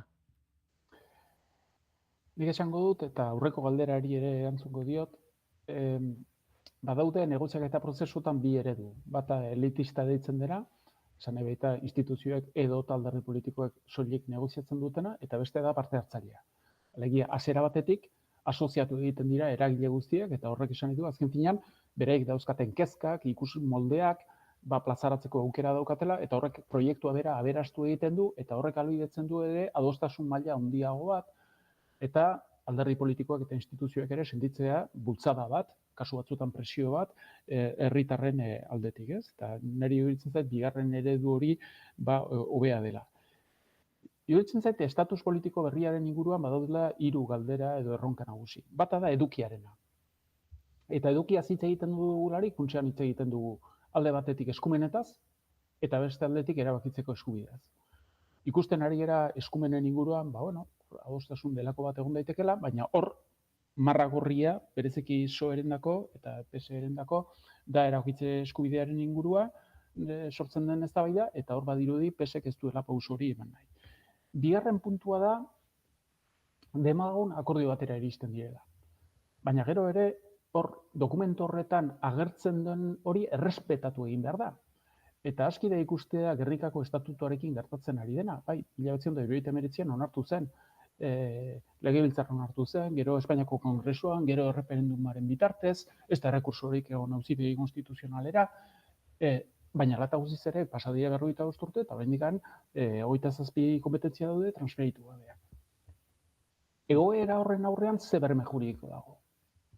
Zeren hor badago benetako arazoa, jakiteko, naiz eta testu bat onartu, berretsi, legala izan, horrek ez du bermatzen, azken finean hori indarrean sartzen dela. Ipar Euskal Herrian Euskal Elkargoa sortu delarik, legeak aurreikusten zituen, kompetentzia obligatorioak, fakultatiboak, optatiboak, eta gero kompetentzien delegazioak. 2 urteko epean kompetentzia guztia transferitu dira, denak. Euskal Herriari dagokionez, Euskal Autonomia Erkidegoan 45 urte pasa dira, eta oraindik ez dago betea. Orduan, edukiaz aparte, bigarren erronka nagusia da errespetaraztea. Eta 3. kontua da gauzapenarena edo egikaritzearena. Eta horrek badauzka 2 konponente. Bata da juridikoa eta beste da politika publiko terminotan planteatzen dena. Autonomia estatuto bat onartu daiteke, baina gero horrek benetan herritarren bizitzan eragina izan dezan, horrek garapen juridiko bat eskatzen du. Eskatzen du legeak onartu daitezen. Eskatzen du dekretuak onartu daitezen.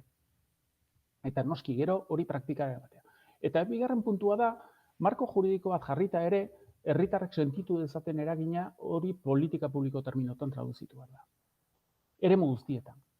Eta horrek eskatzen du diseinatzea, planak, plan sektorialak, eta eremu guztietan, izan da hizkuntzaren kasuan, garapen ekonomikoan, osasunean, hezkuntzan eta bar, baina eskatzen du ere finantzamentua. Eta gaur egun ikusten duguna da, badagola finantzamentu eskasia. Ikusten ari gara osakidetza azpi finantzatuta dagoela. Ikusten dugu gizarte zerbitzuak azpi finantzatuta daudela. Ikusten dugu unibertsitate publikoa azpi finantzatuta dagoela. Eta horren gauza bat da, plan batetan iragartzen dena, afirmatzen dena, baina gero hori praktikaren emateko eta efektu realak izan ditzan herritarren bizitzetan, horrek eskatzen du finantzamentu nahikoa. Eta horren finantzamentu ereduaren inguruko eztabaida mantendu behar da, eta fiskalitatearen ingurukoa. Orduan iruditzen zait, 3 dimentsio horiek, bai edukiarena, bai errespetuarena eta bai gauzapenarena funtsezkoak direla, nahi bada herritarrek horren efektua sentitu dezaten. Bestela geratzen da debate nahiko abstraktua herritar askorentzat. Bai, nik uste elementu interesgarriak planteatu direla, ez? Eta hor, erabakitzeko eskubidearen korapilo hori aipatu duzu, hemen badago, ez? Estado espainolean trampa bat PSek etengabe egiten duena, ez? Eta da, beraiek ez dute Euskal Herritarren erabakitzeko eskubiderik onartu nahi, beraien nahi dutena, beraien erabakia konstituzioz etengabe blindatuta egon dadila, nahiz eta Euskal Herrian hori gutxiengo batek babestu, ezta? Hau da, beraien konstituzioan, beraien autu erabaki politikoa, beraien proiektu politikoa berretxita daukate, bermatuta daukate, beste zazpigarren artikulu dion bezala militarki besterik ez baldin bada hori defendatzeko prestutasuna dute, beraz, erabakitzea inposatzeko nolabait gaitasuna nahi dute, baina ez dute erabakitzeko eskubiderik nahi ez. Kontua da, ea beto eskubide hori onartuko zaion, ikusten dugu esate baterako, ez? Eusko Alderdi Jeltzalea berak ere, nolabait hezkuntza legean ere ikusi genuen, ez? Euskararekin azken momentuan PSE tenkatu zuen eta baldintza gisa jarri zuen hizkuntza gaur egun jada agortuta dauden ereduen sistemarekin jarraitzea, aurretik adostu ziren printzipioen kontra, eta onartu egin zaion beto hori, besteak beste, sailburuari berari ere kontra eginez. Gogoan izan dezagun, Jokin Bildarratz bera nola desautorizatzen zuen publikoki handuezak, ez? Beraz, kontua da, baina hori jakina da, ez? Horren aurrean, pixkatelen plantatzen genduna, ez? Nola dekantatu arazi daitezke posizioiek, eta nola sortu daitezke bestelako, ez dakit, eztabaida eta bestelako plan eta dena dalako entzarako baldintzak, ez? Eta hor, nik uste eguzkik aipatu dituela zenbait elementu, nik bat nator, ez? Asko hitz egiten da, autogobernatzeko gaitasun formal eta materialaz hitz egin behar dugu, eta horrek eskatzen du bat gaitasunetan eta harreman ereduan bestelako urrats bat ematea, eta bi, ondoren, nolabait, gaitasunak aipatzen zituen, beste gaitasun finantzieroak behar dira hortarako, bestelako politika publikoak eta bestelako gobernantza, autogobernatuko balin bagera, beste, askoz ere gobernantza parte hartzaileago bat garatzea, ez? Baina, uste hor dagola erronka eta ez dakit nola askatuko den korapilloa. Esango nuke ere pixkat bata besteari erantzun zaretela, zezuk Mikel aipatzen zenuen, tentsio sozialaren faltan, baina eguzki izuek aipatzen zenuen, azkenean nola egongo da ere tentsio sozial hori eztabaida abstraktuetan ere baldin bagara, ez dakit, prozesu guzti hau diskrezio handi baten bueltan egin da, eta ez dakit, jakin nahiko nukea zuen iritziz zer egin beharko litzateken diskrezio horrekin, azken finean diskrezio hori bere horretan mantentzen baldin bada, eztabaidak abstraktua izaten jarraituko du, eta eztabaida abstraktu horrek tentsio soziala edo ez du areagotuko, Mikel? Bai, ez da erresa, ez, eta, inork ez dakigu ze goratan dauden elkarrizketa hori, beraz oso zaila da iritzi bat planteatzea, ez. Eta hor esango nuke, esan zen hasieran, ez, bai, alde bat nola ikusar, hor dago arazo potolo bat, ez, eta da, arazoa edo erronka bat, eta da nola ikusarazi, lehen aipatzen genuen bezala, autogobernatzeko gaitasun horretan sakontzeak, aukera erreal bat dela, posible dela, eta hortarako bide egingarri bat nola eskaini, eta bi, hori nola itzul daitekeen, eta nola azaldu daitekeen hori, horrek gure egunerokoan izango dituen abantaietan, edo horrek eskainiko dizigun tresnetan, ez. Eta gero hor, ez dakit, nik badut susmoa, eta hor dago erronka, ez, aurretik, akaso, eta goin Loyola eta aipatzen dira desente, uste azkeneko urte luzeetan, ez dakit, Araba Bizkaia eta Gipuzkoa aipatu, badagola alegin bat, ez, hor egon da mobilizazio ziklo historiko bat, 97an jada, ez, estatutua hilda dago esaten du ELAK, LAB eta ELA ateratzen dira, Lizarra Garaziko prozesua dago, eta hor badago konsensu bat gaurrengoak ez duela balio, badago alegin bat, nolabait mobilizazio ziklo historiko horrek eman dituen eta sortu dituen indar harreman horiek sedimentatzeko, hau da, lege bihurtzeko, bestelako, urrats bat emateko, horrez eztabaida egon daiteke ez, urrats horren dimentsioaz, urrats horren sakontasunaz, baina bestelako urrats bat emateko, eta ez da lortzen hori kristalizatzea, ez, eta horrek akaso sortu ezakit. Hor dago nik uste erronka, ez, hori ea lortzen den, kasunetan bai, hori kristalizatzea, nolabait sortu diren baldintza horiek, lege instituzio berri bilakatzea, mobilizazio zikloiek, lehen aipatzen genuen, ez? Ezinbestekoa dutelako alde batetik dimentsio sozial hori, baina ezinbestekoa delako hori ondoren korpuztea eta espazioan eta denboran iraunarazteko instituzio bihurtzea, ez? Hor dago erronka, baina ikusten duzu bezala nik ez daukate soluziorik. Eta denbora gainera ere etorri zaigu. Zoritxarrez, galdetu beharra nuen ere, Eusko Jaurlaritzaren rola zein izan beharko luken prozesu honetan, lidergoa eramatearena, edo ikusi beharko da, zen Maria Ubarretxena sailburuaren adierazpenak entzun ditugu, baina goizeko 10 dira. Mikel Urdangarin eta Guzki Urteaga, mila esker goiz honetan gurean izateagatik. Eskerrik asko zuei.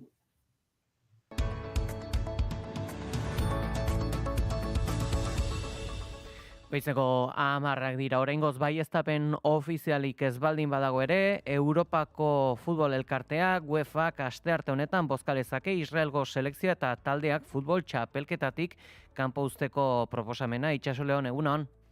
Egunon Pelle, egunon entzule, bai, ala diote kazetaritza filtrazio batzuek, baina ez dago oraindik horren inguruko baieztapen ofizialik. Horretarako proposamena bitxia bada ere Europa kanpotik dator, Katarretik hain zuzen, alere The Times of Israel bezalako edabideek uste dute litekeena dela bozketa eginez gero kanporatze hori gertatzea. Europako Federazio gehienak neurri horren alde egongo liratekelako salbuespen oso gutxirekin. Gauza bera gertatu zen Errusiako selekzioarekin eta taldeekin 2022ko otsailean ordukoan ia automatikoki Ukrainaren aurkako gerra hasi bezain laster eta UEFAk eta FIFAk koordinatutako erabaki batean. Israelgo taldeek eta selekzioak futbol lehiaketetan parte hartzea ez da berez hain garrantzitsua kirol mailan, baina munduan proiekzio handiena duen kirolean urrats hori emango balitz domino eragina izan lezake beste disiplina batzuetan, ala nola saskibaloian. Israel horretan ari da sport washing, alegia zurik eta dinamika zabalari ekiten.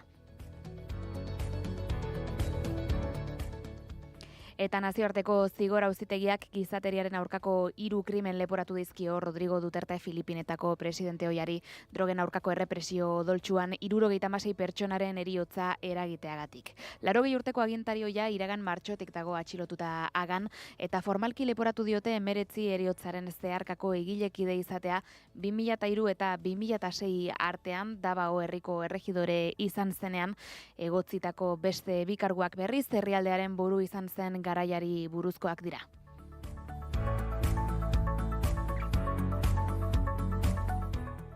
Gurera itzulitago gara ekarriko dugu astearte goizalde honetan Peñotako tren geltokian Santurtzin piztutako sute batek Renfeko aldirietako tren zirkulazioa eten duela. Sutea goizaldeko 3:30 hasi da oraindik argitu gabeko arrazoiengatik. Lakuako segurtasun sailak jakinarazi duala eta sua itzalita dagoeneko, baina oraindik suhiltzaileak lanean ari dira bertan. Bestalde sutearen ondorioz Bilbo eta Santurtzi arteko tentsio elektrikoa kaltetu da eta horrek atzerapenak egin ditu C bat eta C2 lineetan. Eguraldia eta trafikoa naiz irratian. Informazio praktikoari dagokionez, trafikoan aipatuko dugu lehentxeago ere duela ordu bete aipatu dugun istripu bat, kamioi batek matxura izan duela AP bat errepideko 152 kilometroan Bergaran eta Gasteizko norantzkoan. Errei bat itxi dute eta autopilaketak sortu ditu horrek, badagoeneko pilaketak amaitu dira, baina jakin erreiak itxita jarraitzen duela, adiberaz puntu horretan. Eta bestalde Ikeri Barluzeak ekarriko digu eguraldiaren informazioa. Udazken sasoiko eguraldiak jarraipena izango du astearte honetan ere. Goizean hodei dezente agertuko da Kantauriar isurialdean, baina hodei hauek beti ere trinkoagoak izango dira lurraldaren mendebaldean, hau da Gipuzkoa mendebaldean, Bizkaian eta Araba iparpartean, eta bertan gainera euri zaparrada batzuk botako ditu, gainera tarteka zaparrada hauek bizi xamarrak izango dira. Gainantzeko lekuetan, giro nahiko ateria izango da, naiz eta Gipuzkoa ekialdean, Nafarroa iparpartean, iparralden, momenturen batean zaparrada txikiren bota dezaken, Ego isurialdean aldiz, erabat ateria egongo da, eta bertan osarte batzuk ere zabalduko dira. Arratsaldeko lehen orduak ere antzekoak izango dira, baina arratsalde erditik aurrera berriz ere ezegonkortasuna areagotuko da, euri zaparradak Kantauriar isurialde osora zabalduko dira, eta tarteka gainera mardul botako du, eta Ego isurialdera ere euri pikin bat ere pasatuko da. Haizeak iparraldetik joko du, goizean ipar ekialdeko ukituarekin azken orduetan. Ipar mendebaldekoarekin temperatura minimoek bera egingo dute eta goiza leku batzuetan hotza izango da. Minimoak 6 eta 12 gradu bitartean errendituko dira. Maximoak antzeko jarraituko dute eta eguraldi freskoa izango da. Kantauriar isurialdean 14 eta 17 gradu bitartean errendituko dira. Eta Ego isurian 13 eta 19 gradu bitartean temperatura freskoenak Araba eta Nafarroa erdialdean eta altu xamar dauden lekuetan emango dira. Altuenak aldiz Herriberan. Guztiarekin gelditzen gara, eskerrik asko Itxaso. Bai, erarte. Eta joan aurretik agurtuko ditugu bigarren kafeako kideak, heldu zaigu asteartea. Inigo Asensio eta Goiuri Ezeiza, egunon? Egunon, bai. Nolako kontuak aipatuko dituzu egoiz honetan? Ui, kontu asko, Pila bat, bueno, a ber, pixkan mukiak dauzkat eta... Goiuri harrapatu du Mokeak. pegi urteko lehenengo katarroa. Iraiako 23. Nik, kontuaian martxan jarri dut, emakume honek harrapatzen ditu urteko dendenak. Baina gauz asko ditugu gaur kontatzeko, bai. Bueno, hemen elkartearekin ariko gara, eta hortxe Irati Santiagorekin egongo gara, June Romateti Bargurenek egidatuko du, bueno, eurek egiten duten bidea eta lana ezagutzeko elkarrizketa, eta hor egongo gara, nolabait gaurko ikusentzunezko industriari buruzko diagnostiko feministen inguruan, gure ahotsak ekintza kolektiboaren inguruan, bueno, giro horretan ariko gara lehenengo minutuetan, ondoren Ander Lakalle aktore eta sortzailearekin ariko gara, bera zinemaldi honetan gozatzen ari da, gazte epaimaileko kide delako, naiz eta gure entzule askorentzat ere baden, goazeneko aurpegi horietako bat, baina pelikulak ikusi dabil eta gazte epaimaiaren esperientzia hori ere kontatzera horbilduko da.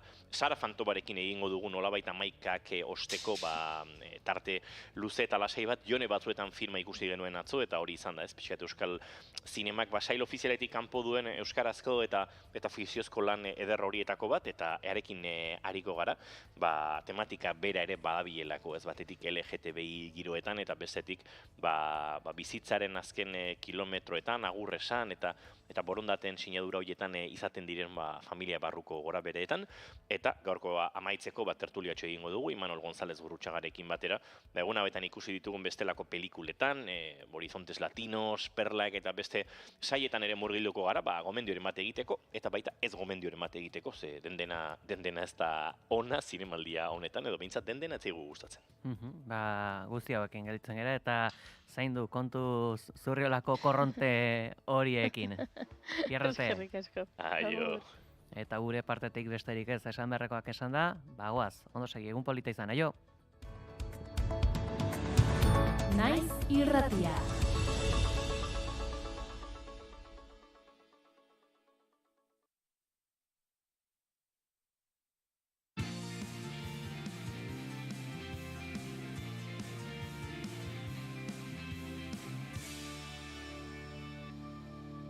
Naiz Irratian, bigarren kafea.